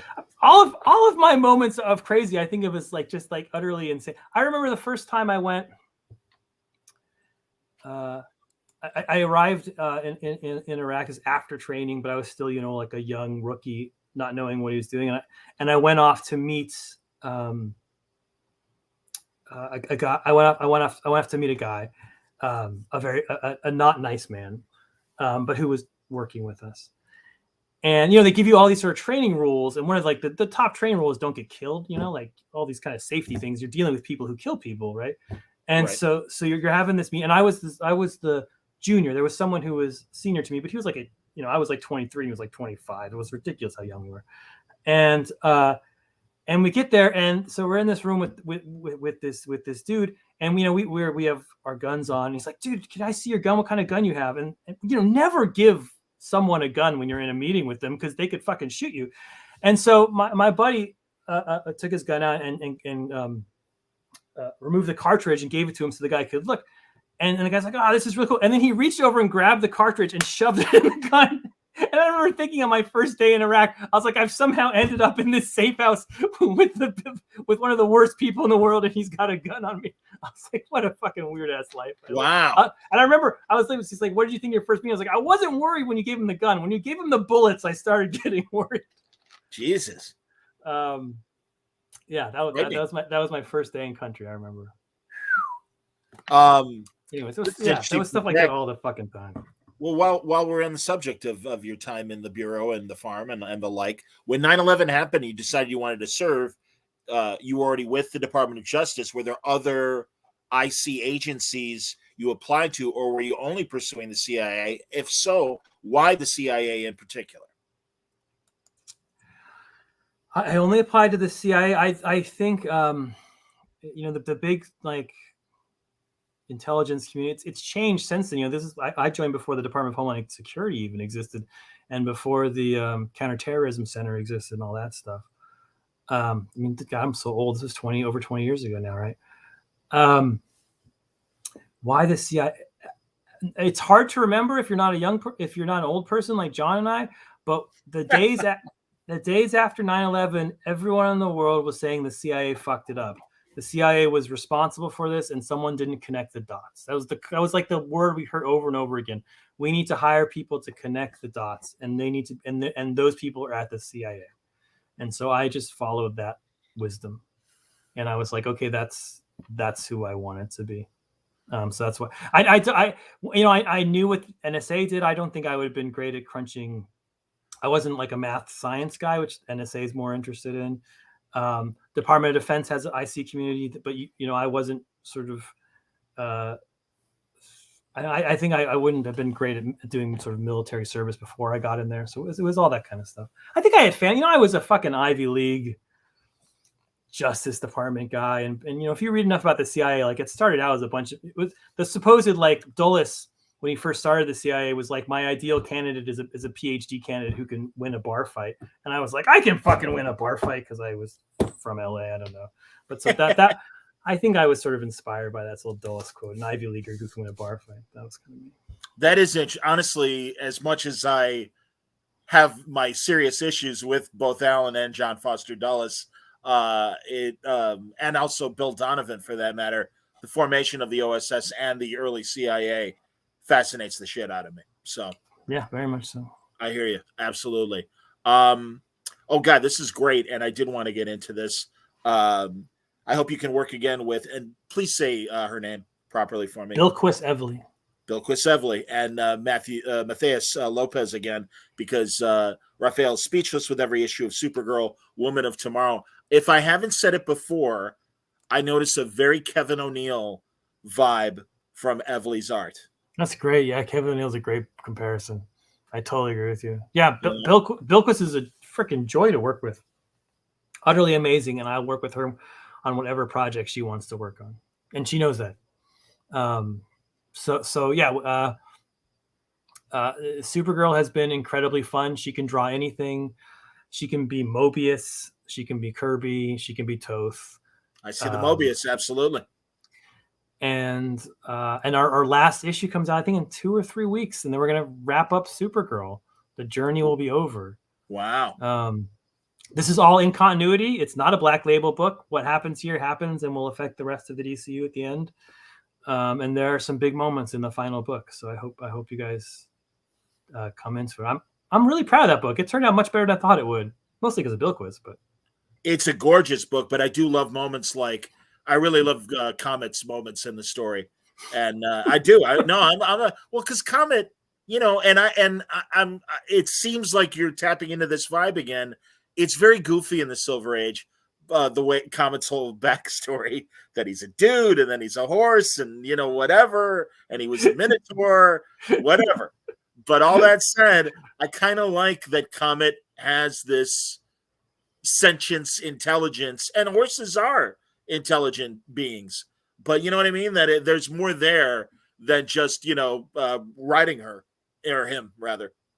Yeah, Comet has a very complicated Silver Age history, as you just said. He's a man who's actually a horse, who's actually in love with Supergirl. She can't love him back because he's a horse.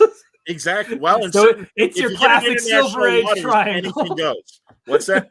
Your classic Silver Age triangle. Yes. Yar, we're in it. I now pronounce you man and cow. So in international waters, anything can happen, as the Simpsons have shown us. That's right. So, there's a very silly Lois Lane where the horse falls in love with Lois instead. It's just Comet falls in love with Lois? Yeah, Comet falls in love with Lois. Wow. And Lois makes the decision to become a horse for Comet so they can live happily together. And this upsets Superman because she doesn't want him to become a horse. This is Can you imagine coming up with not an imaginary tale? Not an imaginary tale. I'm giving up my humanity for Comet. Yeah, there's an actual comic book where that happens. Of course it did. Is that 60s? It's got to be 60s. That has to be 60s. Late 60s, early 70s, something in there. It's got to be Bob Kanigher writing. It sounds like a Weisinger era story, not a Julie era story. I feel like Irv Novick did the story, did the art in my head. If you look, it's I don't know if it's a famous cover, but it's Lois as a centaur on the cover, and Superman's like, "What the f? Why are you half a horse?" And she's like, "I love another horse. What do you want from me?" Oh my god, I gotta find this cover now. Let's see if I can do it before this conversation is over. Yeah, I bet if you get Lois Lane horse cover, I bet you'll. That's I bet about you can what I'm about to do, man. Go on.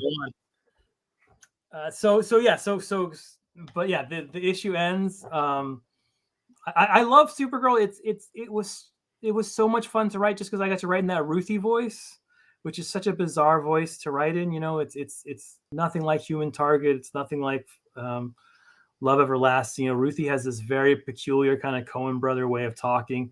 She uses this very highfalutin vocabulary, but also uses, you know, words like scribble scrabble and just like stuff I can make up. So yeah, that book is an utter joy, and I cannot believe how well it turned out, and the reception for it has been great. So yeah. No, and I love how it ties into Supergirl's parents and their death and everything too. I mean, that's, you know. Yeah, much like when I did Superman Up in the Sky, my marching orders for myself in this book were every issue is about why Supergirl is awesome, and so we've done that for every issue. And part of why she is awesome, in a way that Clark is not awesome, is because she has a very different origin from Clark. She knew her world. She grew up in her world. She was 14 and she saw her world die. What happens in issue 6, all that sort of trauma that happens in issue 6, you're like, God damn, Tom, you put her through the ringer. You know, why'd you do that? She's just super. That's all in the first appearance of Supergirl. That it's all taken from the first appearance, the auto bender. Yeah. I mean, her first appearance is kind of complicated because she kind of appeared as a different character first. But the first time the real Supergirl appeared, that was her origin from day one. That she grew up on Krypton, that she saw it die, that she went off in Argus City, that she saw Argus City die, that she saw her father die, that she saw her father make the choice that only one person would survive and it would be her. And then that, you know, that line in the end that she saw her world die 3 different times and she was 14. That's a hell of a way to start out, you know. And then and to say she has strength from that is a testament to her and to, you know, to Clark and the people who raised her. Well, and as you when we first started talking about this book, you made the analogy to True Grit, John Wayne's great movie. Yeah. No disrespect to the Jeff Bridges version, because there's a bit of that in there as well. But really, the Jeff Bridges version is better. Yeah, I have the world. This is what I have in mind. You understand exactly. There's the book. You understand the world weariness of Supergirl, the way you're kind of putting her through the ringer in this story and everything too. I do. You'd be world weary too if you'd seen all that by the time you were 14, and then spent another 10 years fighting supervillains. Absolutely. Some wariness would seep into you, but there's still an optimism to her. There's still a looking to the future. There's still that sort of element of compassion, as you'll see in the last issue, and you can see that just in the way Bilquis and Matthias do her eyes. She always has those brilliant blue eyes that are kind of always looking towards the future. I'm with you. Here, as everyone. There, we found it. Absolutely, and I guess this is from Lois Lane 92. Thank you, Dante. And that's from 1969, and that's what I mean, man. No, and I even some of the early 70s that ones. Might be a Neil Adams cover. I'm not sure. Yeah, you know, based on the Superman we see there, that's what I would think possibly, and maybe that Lois and everything. Hot, by the way. Way to go, Lois. Very sexy Minotaur. Centurion, not a Minotaur. So the Minotaur's tale of that issue is Comet turns back half human. She decides to join him in this. They meet like at a circus or something. It's very weird. That's funny. Why does my brain have fucking Lois Lane in it? Don't you think I should be a more productive human being than that? I like it. That's how I'm raised. Another quick interlude, and we'll probably get into some of this later. But here, Meow wants to know, tomorrow is her birthday. What movie or TV series should she watch with the husband? I think Tom and I would both say Columbo. as our first choice if you haven't already experienced Columbo. Columbos are great. They're self-contained. They're great English drawing room murders where the detective walks in and he's this guy from Skid Row, it looks like to the criminal, the dumbest guy in the world that was assigned to the case, and they're going to get away with this because this guy's such an idiot, but he keeps peeling at the onion and slowly, I mean, they're brilliant. Those are brilliant. It's so that's my answer. That's you got to tell us more about you and your husband and what you like to watch. We can't just pull it out of our house. There you go. That's a tough one for us. If you want like a modern series or an ancient series. Dante says that is a Kurt Swan cover, which is very interesting. That Lois. Well, there you go. Kurt Swan, good draw. Love Kurt Swan. Kurt Swan's a tough guy sometimes to recognize sometimes in his art because it's almost like you feel like every other artist starts with Kurt Swan and then draws on top of him almost. So when you see a genuine Kurt Swan, you're like, oh, this must just be somebody pretending to be Kurt Swan. And I would say knucklehead observers in the podcast realm have diminished or dismissed Kurt Swan as being too simplistic, and they're idiots. The people that say that are idiots. They have no idea what they're talking about. I won't name names. I'll be glad to tell you afterwards who I'm talking about. But seriously, I lost a lot. I lost a lot of respect for this so-called art expert who's like, "Oh, Kurt Swan is too simplistic," and it's like, I'm sorry that his subtlety has escaped your conscience, but whatever. That's fine. Art's subjective. So be it. But yeah. Oh, that's interesting. Now, there we go. Speed Pastor Bot says I saw some Adams. Didn't I just say it looks like someone drawing on top of Swan? Oh, I feel like I am totally vindicated by this. That it was inked by. Well done, me. Sometimes I'd be stymied by some cover art or interior art, and I remember one of my few encounters with Joe Kubert holding up it was Captain. It was one of the war comics, and one of the characters, he's one of the losers. Captain Strong, I can't remember his last name. Okay. But I'm like, Joe, who did this? And he's like, oh, Irv Novick. Like, didn't even bat an eye. Just like within 5 seconds. Oh, it's Irv Novick. I'm like, thank you. Okay, great. I can recognize Irv Novick because he always draws the same curl on every girl. You can always see there's a curl, and there's an Irv Novick curl. And he draws. It's like a Nike kind of symbol on him. Yeah. Oh my God, I didn't know that Kurt was doing some Big Bang stuff in his later years. That's amazing. I thought there was such a disservice to him when he was doing Mask Comics, the toy tie-in at the end of his DC run. I'm like, oh, what's he doing, man? Unless he wanted to do it. Maybe he wanted to do it. I don't know. Dan Jurgens told me the best Kurt Swan story. I mean, at least it was the best for me. As a lesson. Dan will tell us better, so ask Dan. I will. But when John Byrne got Superman in 1980, whatever, 6.5, something like that, they brought John Byrne, and he was going to literally recreate Superman and sort of like break away everything that had come before. And so they took, for the first time in, he'd been drawing it since the late 40s, so like it was almost 40 years, they took Kurt Swan off of Superman. Yeah. And so Jurgens, who was goes on to become one of the definitive Superman artists of all time, was having lunch or was coffee or something. They were with Kurt Swan, and Kurt Swan was depressed about this. He was like, I just can't believe I'm sort of at this point in my career. And he's like, I just got this news. It's the guy John Burns. I don't know what I'm going to do next. And he's just like, I'm washed up. I'm just, I don't have it, and like he was really honestly depressed that he'd sort of come to this end and sort of thought his best days were behind him. And that's a sad story. But what I love about that story is if you put it in the context of Superman history, he is about to be asked to draw the last Superman story by Alan Moore, Whatever Happens to the Man of Tomorrow. He hasn't gotten that gig yet. So he's sitting there mourning the fact that he's irrelevant, and he's about to draw one of, if not the best Superman story of all time, a Superman story that will be read 10,000 times more than any of the John Byrne Supermans.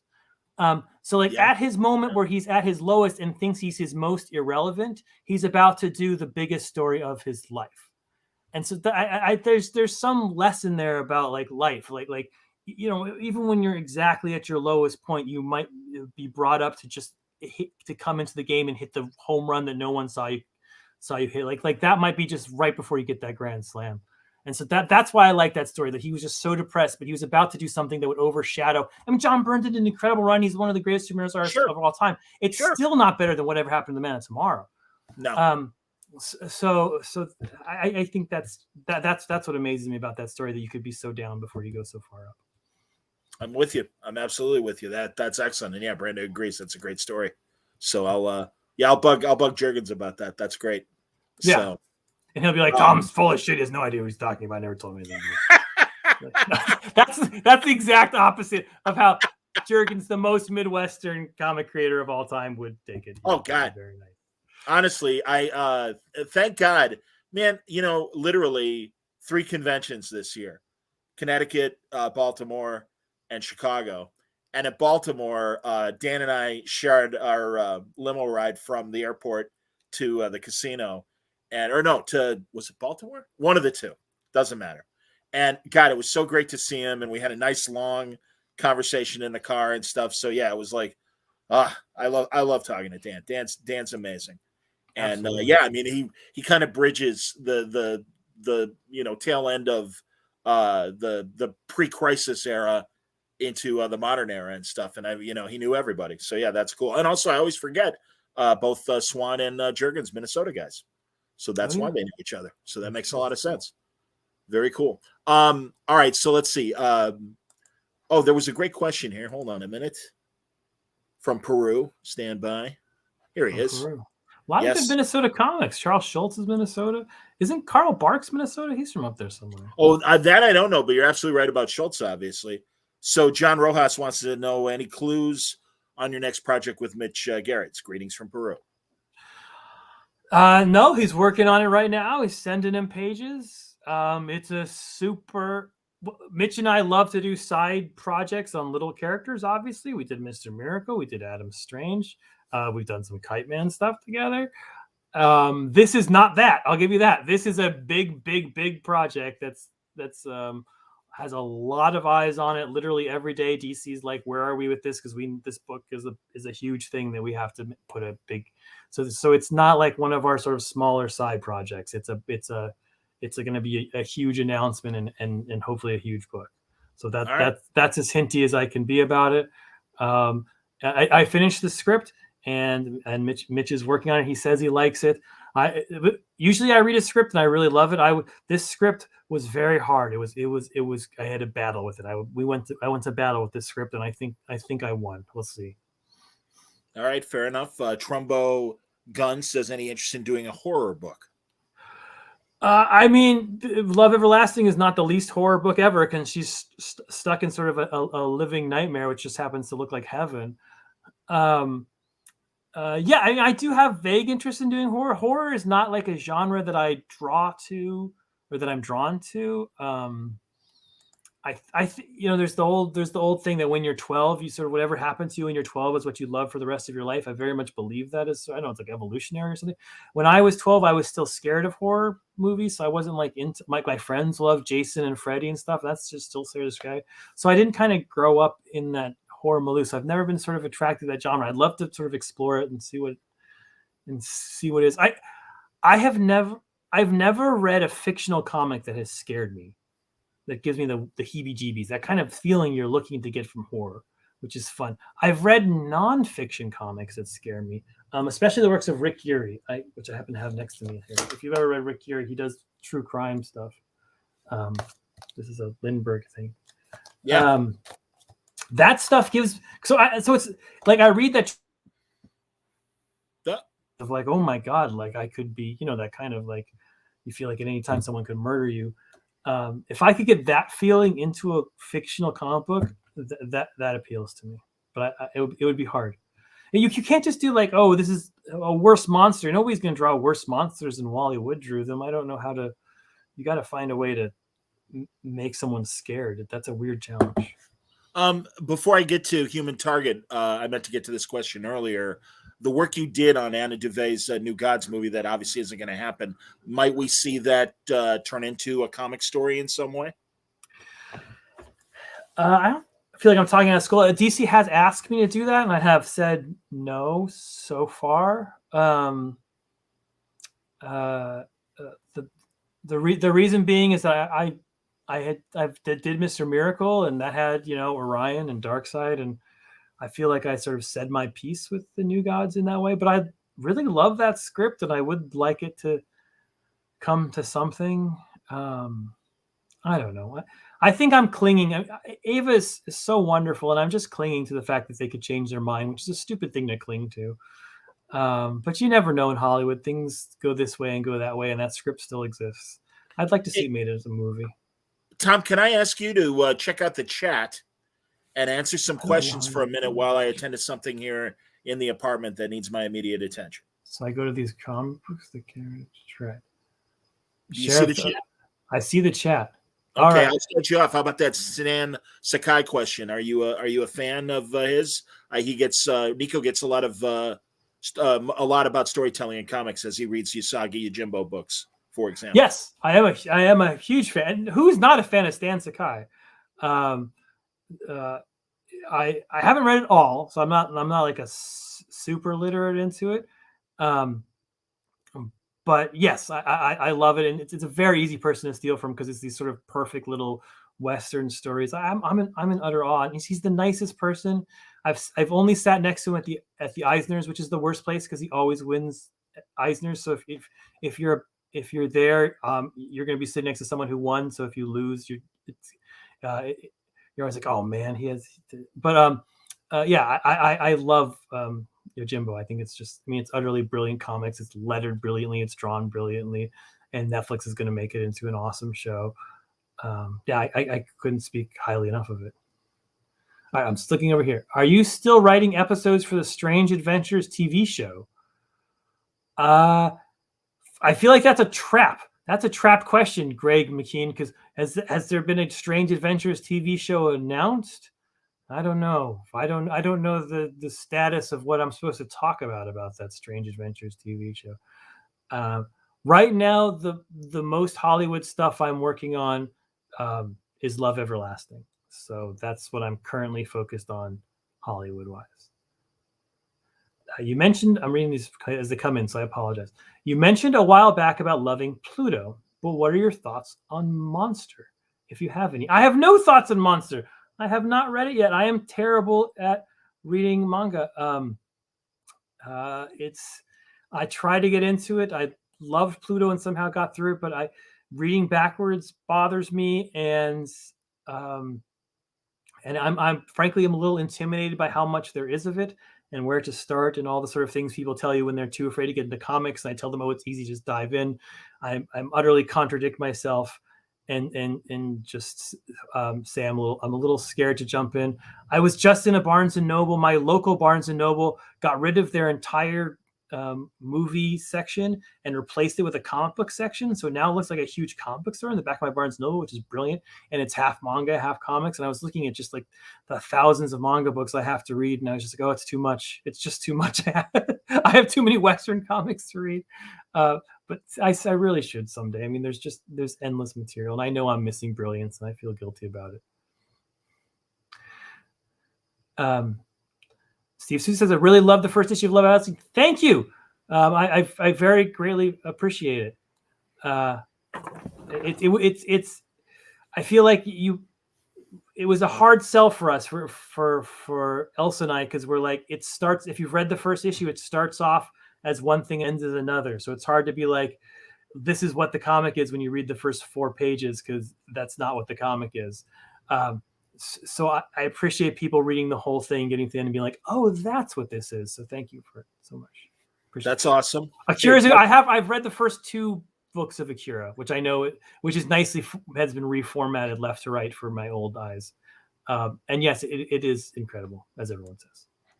How about Doubt's question here? Any chance of you doing more Omega Man stories or more post-Watchmen work in vein to Rorschach? I mean, I'd love to do more Omega Men, especially with Barnaby. I don't know. Nobody has ever approached me to do it since, I mean, like I've said this before, but at the very end of Omega Man, I pitched a season 2 that was rejected. So I still have that pitch for season 2. It stars Hawkwoman, and it's cool. I think it was based on Stagecoach, the old John Ford movie. If you've seen that one, and yeah, I base everything on old movies. So that was the sort of base of that one. And yeah, but I'd love to someday write it. I want to do a more of a team book, and that's actually I have a project coming up that's more of a team book, but not quite. Just because it's more of a challenge. I've just done a lot of one-person books, so it would be fun to do a team book. That's excellent. When it does come out publishing-wise, will Love Everlasting be released monthly? Well, it's being released monthly through Substack, right. Like I said before. And yeah, when it comes out publishing-wise, it'll be released as a normal comic, yes. Okay. I mean, I guess there's a small chance we'll do it as a graphic novel if someone can talk us into it. But right now, the plan is to come out in single issues. But like I said, if you subscribe to the Substack, the first 1,000 subscribers to one level will get the single issue, that first printing, and that won't be monthly unless it's a really big success. It'll just be one printing of the first issue. Wow. Okay. Very cool. All right. It's gonna be a very sort of rare collector's thing because 1,000 copies is not a lot of copies of a number one. No, that's excellent. Do you have enough juice in you to talk about Human Target for a second? I got infinite juice. You kidding? You let me pump up my Love Everlasting. I'll go forever. You're a good man. I appreciate it because I was saving the best for last because, as you know, I adore this series. And Greg Smallwood continues to make me fall in love with Ice that much more. I mean, I was already in love with Ice well before he started drawing her. But my God. And the last issue was a lot of fun with Ted Kord. And I also, in particular, I loved them watching him get into the Beatles suit. And is that the way Ditko drew it back in the day in Charlton? I mean, that sparked a little nerve. I'm like, I think I've seen this before.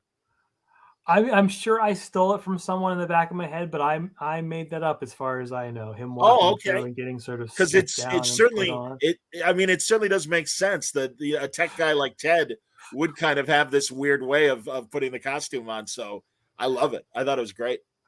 Yeah, I think Greg deserves a lot of credit for it because I remember I wrote it a little differently. So what you're seeing there is sort of Greg's interpretation of what I wrote, and he did it better than I wrote it.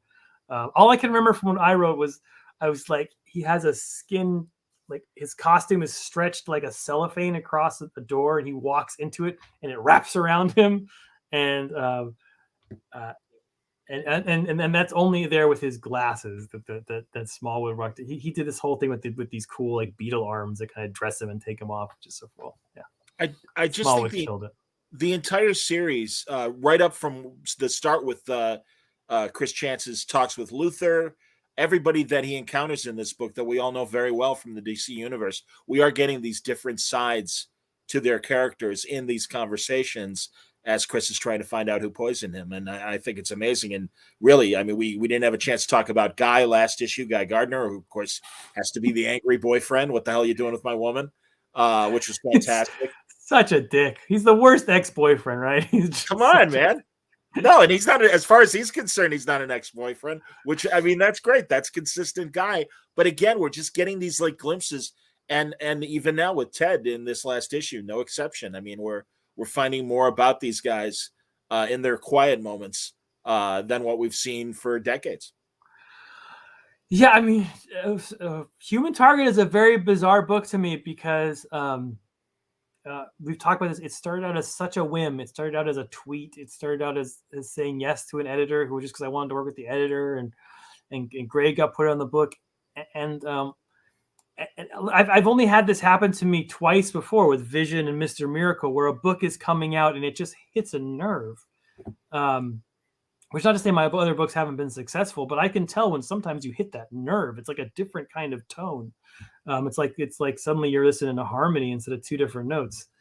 And I who knows what magic comes, you know, like I did not think Human Target would be the book that would hit like it's hitting. I don't know where I was when I was writing it, but I want to find that place again because I was writing good.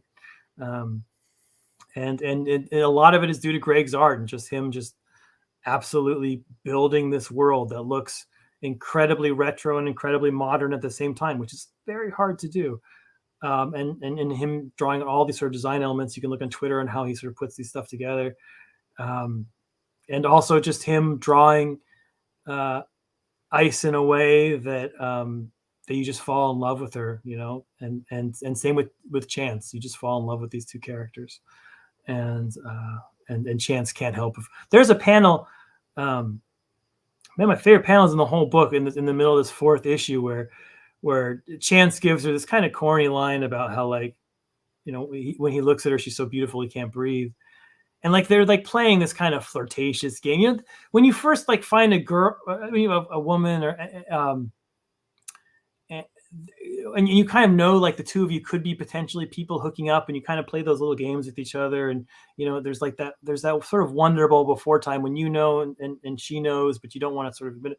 And they're kind of in that zone. And then he says this thing where she's like, "Oh, it's not a game. Like there's something."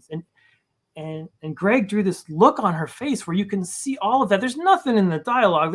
You can just see like she's like suddenly it goes from game to real in just 2 panels, and then like it's back to game. But just that moment where it's like the difference between flirtation and love, and just like in a glance, it's one of the most amazing things I've ever seen drawn in a comic.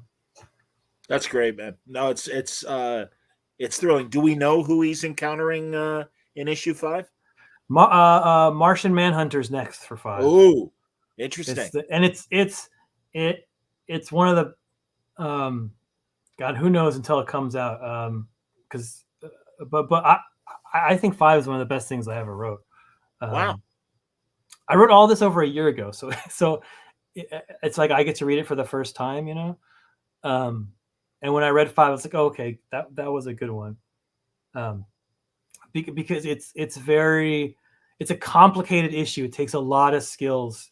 Greg has to go at a top level, a comic book skills, because it's I don't want to spoil what it is, but it's a story that tells it tells the story of Martian Manhunter. At the same time, it tells the story of sort of who Chance is and his origin story, and it mixes those sort of 2 things together in a fun way. And also, Ice is involved, so it's like telling a lot of stories simultaneously, but also one story.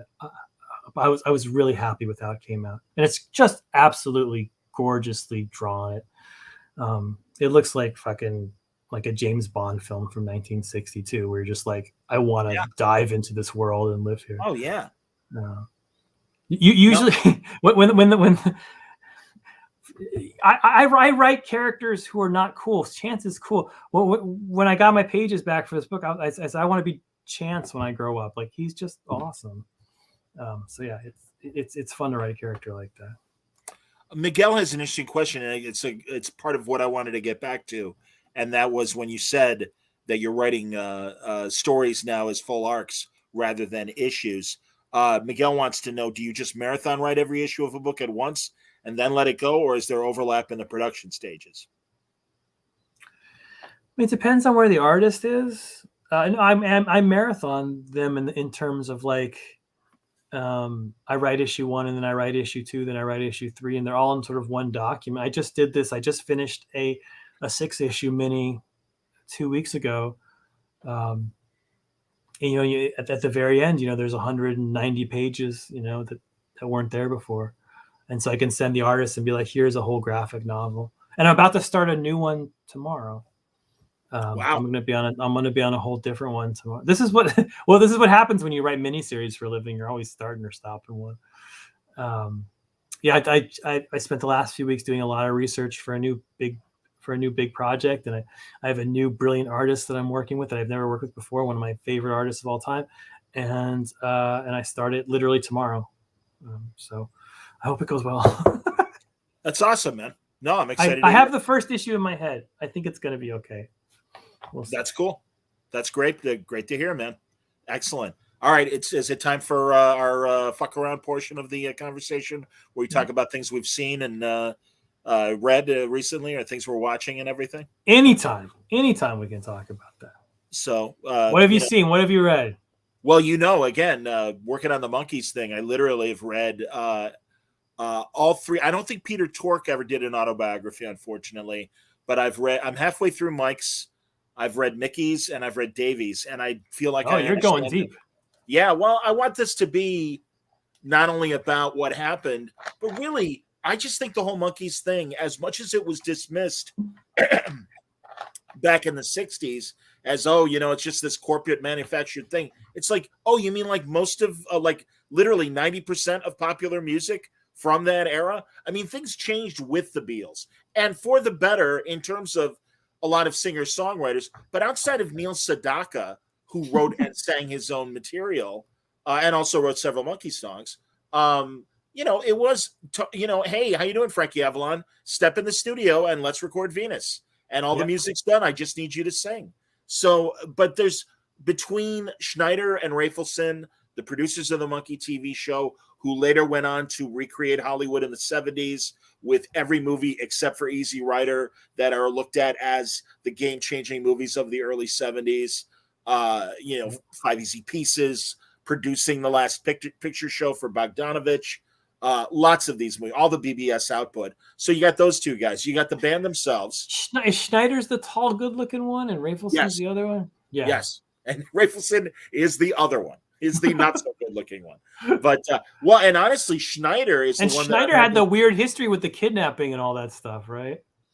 And, was with dating... the Black Panther and had to escape the country, and he went crazy on the coke, and it's a great story. Yes, and really self-destructed after, 74, he made a great documentary about Vietnam, and then it was a spiral downward for the rest of his life.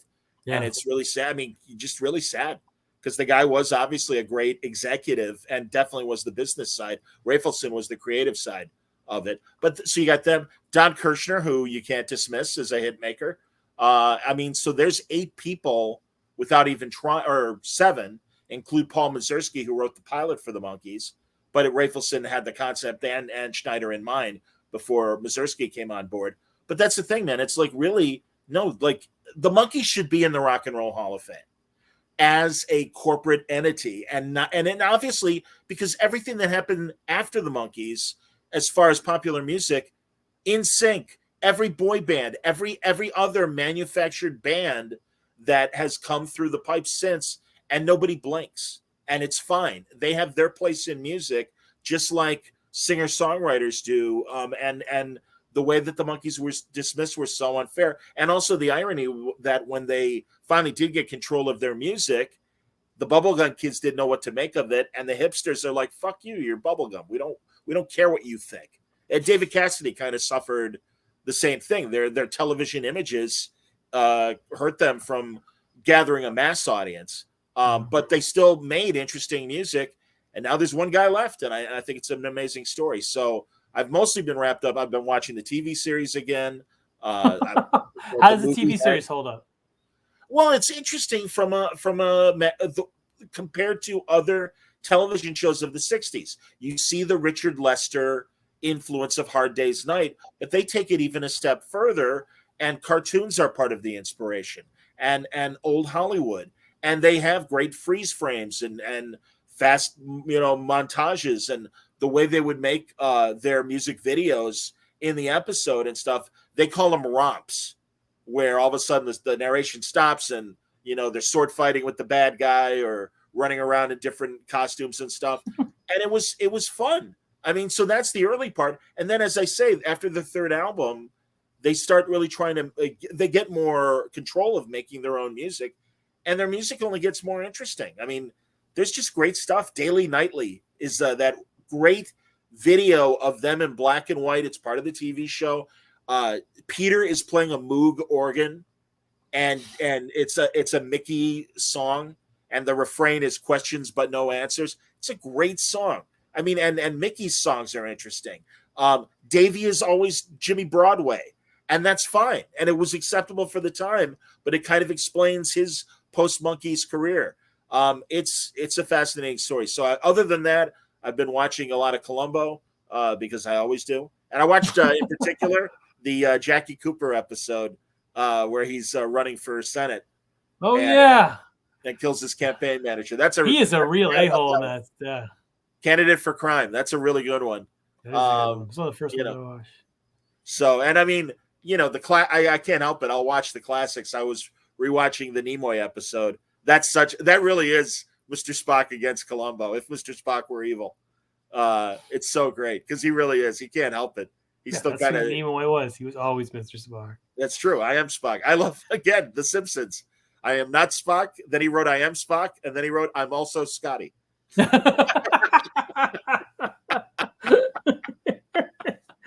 Good stuff. Good stuff.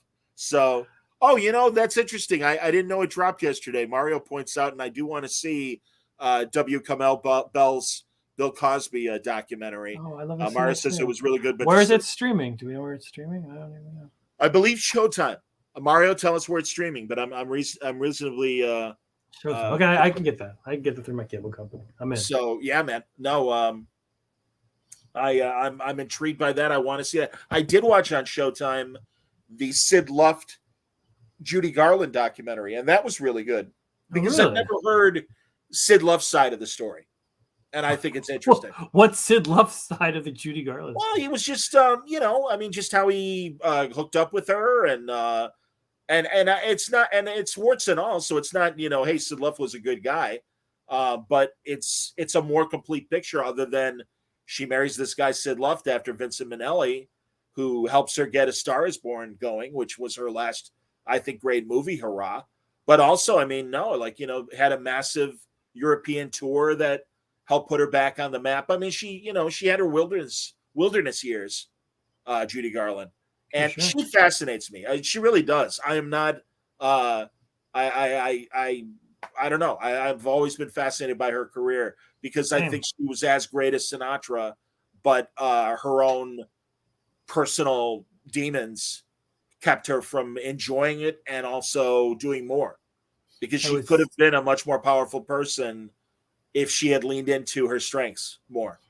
I was just watching Ziegfeld Girl, which is a 1941 movie. Yep. Where you're just like, this woman she just shines on the screen. She had so much talent. And you think, like, this is 2 years after Wizard of Oz. Like, she's already done what will make her a legend. And she's like the the fourth star of that movie. She's so far down. And she's almost like the little young Oz. An amazing presence on screen. And it's a shame, beyond things like Judgment at Nuremberg and her version of A Star Is Born, that she wasn't given more drama to do, because she clearly was capable of doing it. Just a fucked up childhood and a shitty backstage mother and a MGM system that really, she was too young to, and was in the system at 13. So really led most of her life, having to deal with those people. She was in love with Mickey Rooney, who was not in love with her, which is a tough thing to do because Mickey Rooney is not a nice person. And that'll drive you insane. And back then, I mean, we totally forget about it, but Hollywood, much like sports, was driven by pills. It was a pill industry, and they gave you a pill to wake up and a pill to go to sleep and a pill before you went on stage. And these were not like fucking around pills. This was goddamn speed, Yeah. And also constantly judging her about her weight and her looks. And this poor thing really, just what a tragic life. But again, it's like and truly one of my favorite things is watching her variety show that only lasted half a season, not even a full season. And they're like, oh, we can put you in sketches. We can do this. We can do that. She did not want to do it. And it's so obvious doing the shows when it was still sketch oriented, how uncomfortable she was. And finally, somebody stood up and said, we just want to see her sing. Put her in a nice dress, give her an orchestra, and let her sing for an hour. And that's finally what they did in the final weeks. And it's like, she kills. I mean, she's like, okay, yeah, I can sing, clank, clank, clank with the trolley, So anyway. Outside of the monkey stuff, I've seen that. I've seen Columbo. My favorite fact about Garland is that her, a lot of people date the sort of modern LGBTQ movement to the Stonewall riots, and that began as her people gathering to mourn her death. Yes. And that's just an absolutely amazing connection to history, to be like, people that my passing meant so much to people that they said, we will gather this, and you cannot fucking kick us out of this bar. And that started an entire movement that has changed the entire world. I mean, that's an incredible, just a side legacy for Judy Garland. I got one more noir that I've seen recently, and I had never seen it. The first pairing of Robert Mitchum and Jane Russell, along with Vincent Price, His Kind of Woman. Oh, yeah. I got that poster in the back somewhere. Do you really? That's awesome. I got that as a cheap poster somewhere. Yes, I've seen it. That is a very strange noir, and I love it. It's like a parody of noir. Which is, it's early on, but there's almost like a little bit of like Naked Gun in it or something. It's very, and then they're just such a bizarre couple. I mean, they're because it's like Cool as Ice meets Cooler Than Ice, like they work so perfectly. It's Mitchum is like, I don't care about shit, and Jane Russell's like, I don't care about shit either. And like, you want to go get a drink? That was like their perfect personality. Had you ever seen? They did an interview together with Robert Osborne for Turner. No, I didn't see that. It's from the '90s, and they're. I don't. Is she still alive? I don't know if she is or not. I bet she's dead. I hate to say that like that, but you know what I mean. It was great because they're very nonchalant about everything. Well, how was it like making Macau? Oh, it was great. Yeah. I don't know. His Kind of Woman's much better than Macau as movies go. And that's why I enjoyed it. I mean, I like Macau. I think Macau's fine, but you're right. No, His Kind of Woman is more interesting. Those RKO movies and RKO in that period is really, really interesting. Very, very interesting. Well, His Kind of Woman is Hughes, what's his name? Yeah, Hughes, Howard Hughes. Yeah, Howard Hughes. So Howard Hughes wanted to be Monk. He wanted to be Mitchum. That was like his ideal man was Mitchum in almost a fetishist way. Like there was a little bit of a crush there on him. I hear you. Yeah, I think so. I think you're right.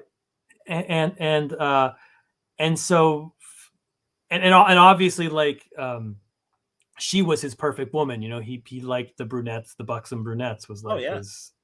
So it was almost like he was playing with two of his favorite dolls and just put him in this movie, and like he didn't care what happened after that. He's like, here's a ton of money.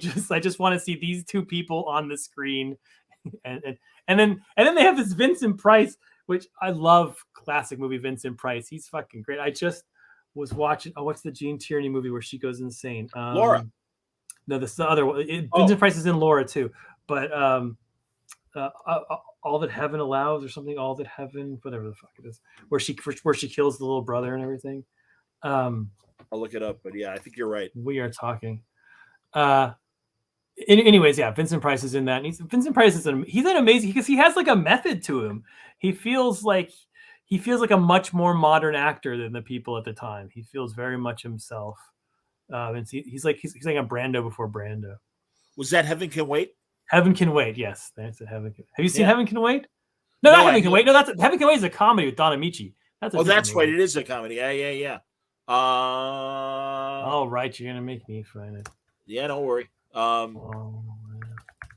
know she's plus. Yeah, she was gorgeous. Big Gene Tierney fan, but apparently not enough to have seen this movie. I love her in Razor's Edge. Love her in The Ghost of Mrs. Muir with everybody's favorite asshole, Rex Harrison. You learn these things about these actors, and it's like, oh, I didn't know Rex Harrison was such a jerk, but apparently not a nice man. Dr. Dolittle, not a nice man. Was it Black Widow?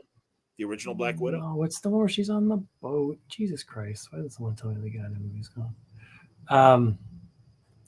Leave Her to Heaven. Leave Her to Heaven. Oh, okay. No, I have not seen that, but You should see that movie. That is a fucking creepy ass movie. I'm going to tell everyone what the plot of it is and spoil it for everyone because it's from 1940. Leave Her to Heaven, she plays like the world's worst human being, and it's awesome.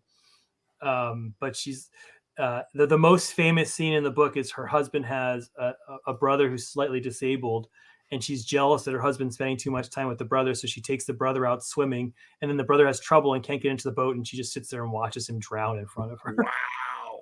And it's talk about cold. And Gene Tierney, who is just like an ideal, very warm person to see her play something that cold evil. is awesome. Yeah, that Yeah. evil. Yeah, I highly recommend that movie. It's a noir in Technicolor, so it's not what you that takes place in Maine during the day. So it's like everything you don't expect. It's rural, it's beautiful, it's blue, but it's dead and it's dead to the core. Oh, that's interesting. With Cornell Wilde as her husband. Wow. Yeah. In the decades following its release, Leave Her to Heaven garnered a cult following and has been the subject of film criticism for its unique blurring of genres, featuring elements of film noir, psychological thrillers, and melodramas. It's been noted for its numerous visual and narrative references to figures in Greek mythology. Wow. Yeah, and she's having a baby and she doesn't want to have the kid because she thinks it's going to take attention away from her. So she basically gives herself an abortion by throwing herself downstairs. It's a very harsh movie. That's insane. Daniel wants to know your favorite Bogey performance. I can tell you mine, but you go ahead. I mean, it's stupid, but I'm gonna say Casablanca. I don't fucking. That's not stupid. That's like the most generic thing you can possibly say. Yeah, but that's why that movie's endured. It's such a. I mean, those performances are amazing. I mean, I love it. I love in a Lonely Place. If that's like, I think it's better acting than this, and he's never cooler than he is in Maltese Falcon. Yeah,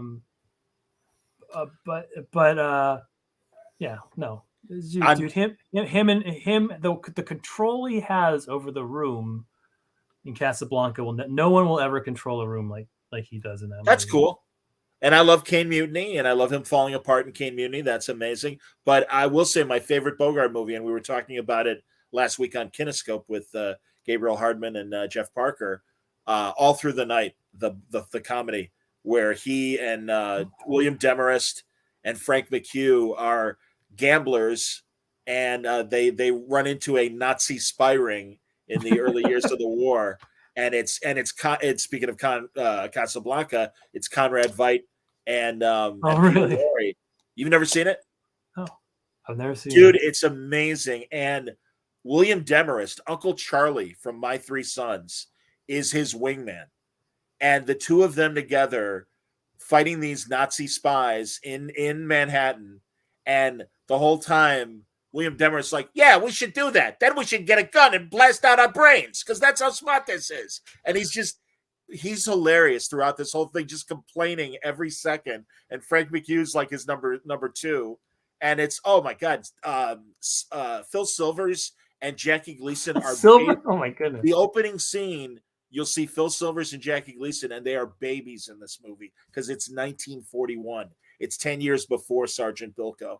And it's such a great movie. And also Jane Darnell from The Grapes of Wrath plays his sainted mother.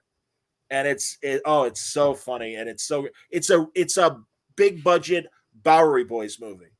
Because there really is these like Manhattan like knuckleheads that, are sports promoters that, some firemen are coming in from Kansas City. We got to entertain them. Let's get some good tickets for them at Yankee City. Right, boss. No problem, boss. That kind of thing. And then they stumble into this whole Nazi spy ring. And it's like, yeah, we got to fix these guys. We can't let these guys run into our territory. Yeah. It's so funny. I love that movie. I watched an earlier Bogart movie just recently. It All Came True with Ann Sheridan, which is not a good movie. I wouldn't recommend it as like I want to watch a good movie. But I very much enjoyed it. First of all, because if you want to just fall in love with a woman in a movie, Ann Sheridan is very easy to fall in love with. She could not be more beautiful than she is in that movie. And the plot of the movie is so stupid. It's like Bogart takes over a hotel and makes them run the hotel because he's, of course, the evil gangster because it's pre-Casablanca where Sure. he played an evil gangster. And Ann Sheridan has to sort of like run the hotel under like this evil gangster's watch. But the whole time you're like, these two actors are clearly the best of everyone and should fall in love. But she has to fall in love with this generic, boring guy. And I just love the tension between like, because there's, because like, oh, she can't fall in love with the bad guy. The tension between them is absolutely amazing. So I do recommend that if you're looking for early Bogart. All those early 30s Warner Brothers movies where they would stick Betty Davis and James Cagney and they just throw them together. We'll put on the plot later. Yeah. and I read Cagney's autobiography, and there's a terrible one that's kind of like that old Harrison Ford movie with Anne Heche, 6 Days and 7 Nights, where it's like an airplane thing and they're thrown together and have to fall in love and stuff. And it is a complete piece of shit, but it's fascinating watching him in it. And in Cagney's autobiography, he doesn't swear, but he's like, yeah, it was a complete piece of shit. It's one of the few times I work with Betty Davis. And it's like, oh, that's awesome, man. So, and you understand why they're like, all right, Warner Brothers doesn't know what to do with this. Get us out of these goddamn contracts and let us, really act and really, really make quality movies, please. What's amazing about those early Bogart movies is when you go back far enough, when you're like in 36, 37, Bogart suddenly becomes really handsome. Like you're like, because he was not a blue collar guy. He was an Upper West Side, grew up fancy New York aristocrat. Yep. And in his early, it's like he looked like the young boy ingenue, and it doesn't make sense in your head because he's such a grouse of a man. When he grows up, that's like his major appeal. It's like it's very bizarre to see him just young and pretty. It's very weird. I'm with you. No, I'm absolutely with you. That's awesome. That's very funny. Anything else you've seen lately? TV. I've been watching Peacemaker and loving it. I think it's great. I'm so glad James Gunn Peacemaker. Love Peacemaker. Oh, that's fucking so great. Good. Hilarious. Really. Yeah. They had a Kite Man reference. I don't have anything to do with me, but I took a lot of credit for it because it was an honor. Yeah, I watched that as soon as it comes out. I think it might be my favorite superhero TV show that they've, besides Watchmen, which I thought was just brilliant. It's just everyone there should take. Who knew John Cena, on top of being fucking hilarious and being an awesome action star, like he does the angst scenes really well. Like he's just killing it as an actor on that show. That show blows me away, and the best opening credits in a long time since Mad Men. But at first I thought Cully was talking to us, but I guess obviously he's quoting the show. So Cully, good to see you, man. Cully. It's like the Odd Couple. It took me 3 hours to figure out FU meant Felix Unger. It's like, oh, okay. I wish I could get away with half the shit they do on that show. Yeah, no, I love Vigilante. Isn't that great? Played. Oh my god! And I mean, it's so funny because in both the cases of Peacekeeper and Vigilante, I love what Paul Kupperberg did with those characters in the 80s, and I love what Gunn's doing with them now. And Vigilante, my god, for being the badass and what a boy! There's a comic book that can't be made today, especially the way it ends in the 80s. But oh my god, I love like a Jack McBrayer take on Vigilante essentially. So that's a good comparison. 30 Rock Vigilante. I like it. So, but yeah, anything? Did you watch Hawkeye? Did you like Hawkeye? If you saw it, I did not watch Hawkeye. I'm behind on Hawkeye. It's great. What have I've watched all the things. I've watched Squid Game. I thought was great. Sure, very good. What was the one about Delaware? I was disappointed by that one. I don't know. I finally got my first SAG screener. If people can see it there, that's King Richard. Look at you, fancy pants. Yeah, let me tell you. I thought they were going to screw me this year. Because really, like I was like waiting for the screeners, and I'm like, the SAG Awards are coming up. Don't I get my screeners?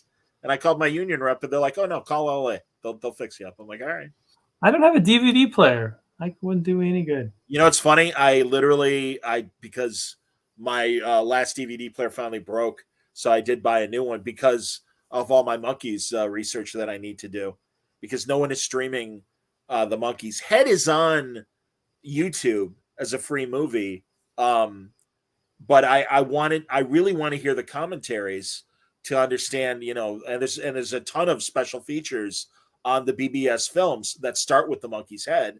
And I want to hear Rafelson's thoughts on everything. I mean, he's in his 90s. He hasn't passed away, but he's an older gentleman. And I don't know if I'll get my opportunity to speak with him. I'm certainly trying. I'm the one I'm really trying for is the great rock photographer, Henry Diltz, who's in his 80s and started shooting bands in the 60s when he was living in Laurel Canyon with all the rockers and was a folk singer before he became a photographer. Sure. So he kind of was part of the scene anyway.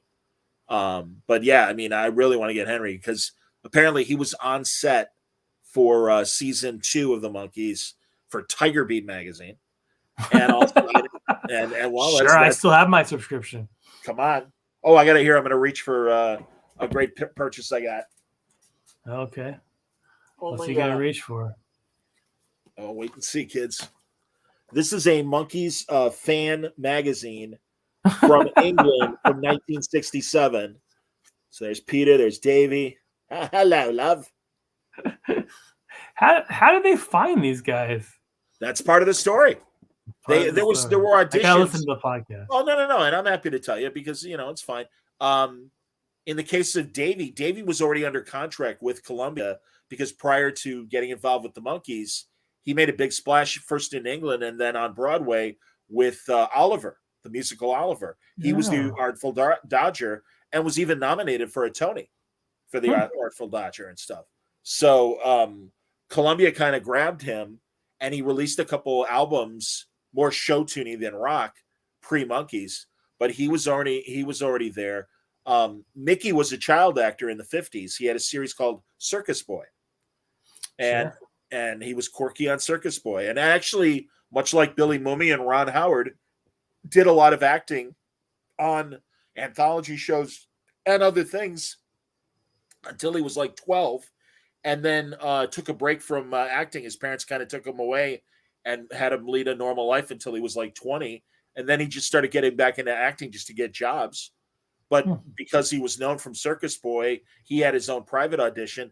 And then they had this 400-person cattle call, a very famous ad asking for Ben Frank types. Ben Frank was a restaurant in L.A. where a lot of the hipsters were hanging out. And that's where the granny glasses and the Ben Frank glasses and stuff. I always thought that was as much Ben Franklin, but also this restaurant. But they put those together. Oh, that's cool. Stephen Stills auditioned for the Monkees and had thinning hair and bad teeth. And he told Bob Rafelson, well, I'd be great. I'm talented music-wise. But if you could fix my hair and my teeth, I'm like, yeah, we don't have money for that. And he's like, well, get my friend Peter Tork because he looks a lot like me. And he's a really talented musician in Greenwich Village. You should get him. And Mike just came to the audition and had his little wool cap and really had this I don't give a shit attitude in his, you could see it in his audition film and stuff. And they loved him because it's like, who is this guy? Yeah, I mean, he just kind of commanded the room as soon as he walked in. And they were looking for different personality types, and that was the recipe, putting all those guys together. See? So you don't have to listen to the podcast now.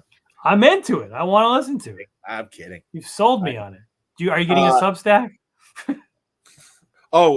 Kelly wants to know if we've seen For All Mankind on Apple TV. Yes, no, I have. I have. Oh, it's amazing. Do you know about that one? No. Okay, it's the 10-cent elevator pitches. It's an alternate history that begins with, in the 60s, the Russians beating us to the moon. Oh. So the first man on the moon is now Russian instead of American. How did historical events unfold after that? And as Cully says, no, it's fantastic. So I'll watch it tomorrow. I was just looking for something to watch today and watch The Crown and found it still to be very boring. Oh, I love The Crown. Oh my God, that's boring. John. And I can't wait. Really? You didn't like it? Well, I've watched 2.5 seasons, so I guess I like it enough to keep watching. Every time I watch it, and even in going back, why do I care about these rich, boring people? I love in the second season the Billy Graham episode with them dealing with the King Edward, yes. And and what happened with King Edward. That in itself, in fact, to sell the show to my older cousins, I had them watch just that episode. And I think it was just an amazing hour of television. It's such a great story, and I thought really, really great. But I agree with both Cully and everybody talking about For All Mankind. Yeah, it's Ron Moore. For All Mankind. Oh, yeah, Ron Moore. Oh yeah, I'm in. And I've watched all of Outlander, so I'm a big Ron Moore guy. Oh, there you go. Well, certainly. And also, just like imagine what NASA would do in response to the Russians beating us. All the different things. And the first season is all the 70s. The second season was all the 80s, and the third season is going to be the 90s. But it's Oh, the technology, the things they develop, the characters are great. It's a fantastic show. It really is amazing. All right, fine. I'll watch it. It's late at night. What do you want from me? Well, and all right, Cully says it starts kind of slow, picks up mid-season. Season 2 is fantastic. Well, I agree, but I mean, I really did. I suppose you're right about that, Cully. There's a couple slow episodes, but there you go. Star Trek Prodigy, loving it. Sorry that it's wrapping up because I would say it's my favorite of the new Trek series. Is there going to be a second? Is there going to be a second season? Oh yeah, and I genuinely look forward to it every week, and that's the first time I've been able to say that about new Star Trek since Discovery premiered. It's yeah, I love it, and I'm so happy for Julie and Shauna Benson who got to be in the writers' room of the first season, and their episodes in particular were very good and very Star Trek. Not very surprising. It's good. No, it's. I have a feeling that Kurtzman leaves the animation people alone, and as a consequence, in a positive way, we're getting better Star Trek on those things than we are in the live action stuff. I hope Picard is good. I hope. We'll see. When it comes out soon, right? Yeah, March next month, and Prodigy wraps up this week, and then they go back to wrap up Discovery. We'll see where Discovery goes with this. I will say that Discovery, at least this season, they're trying to be more Star Trek-like. There are more Star Trek premises in Discovery. They can't get away from Michael Burnham solving everything. But that said, they're trying a little bit. So, Cully's waiting for Sun Trek. Yes, indeed. That's what the podcast should be called, Sun Trek. Well, I'll watch Picard. I watched the first season and disliked it immensely. I don't know. I'll try it, but I'll still watch the second season. Yeah, I mean, Q. He's not even Picard anymore now. He's a robot with Picard's downloaded thing in his head. I know. He's clone Picard. He's stupid. He's Clickard. Yeah, but he's a finger snap away from Q to be human again. It'll be. I'm almost counting on that happening. If not this season, then they've already said that there's only going to be 3 seasons of Picard. So, and they announced, I don't know if you saw this announcement, that another show that's in development supposedly is called Star Trek Republic, and that's Kirk's first ship as an ensign.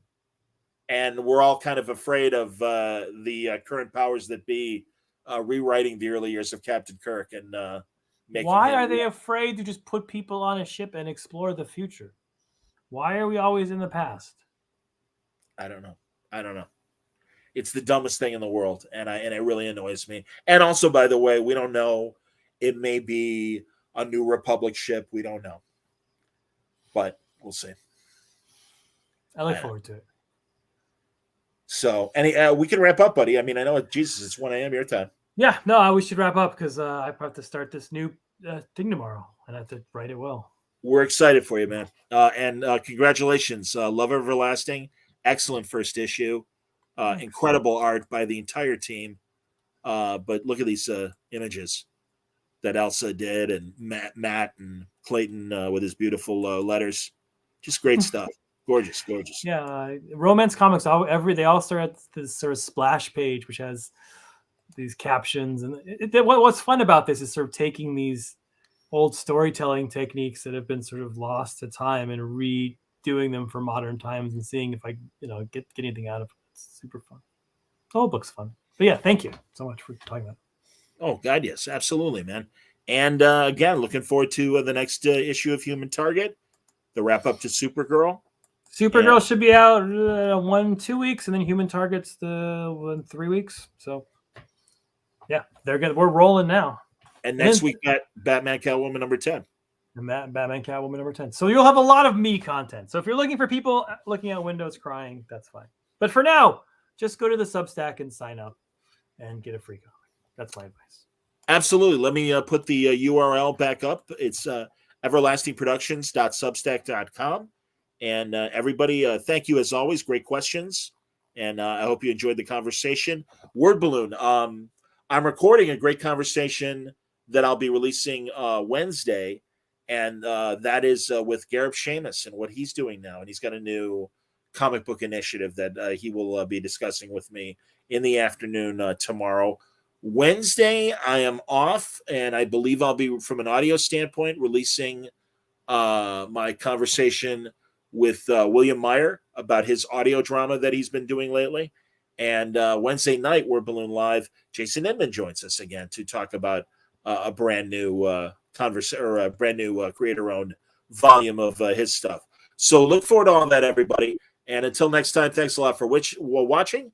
Stay safe, stay happy, stay healthy.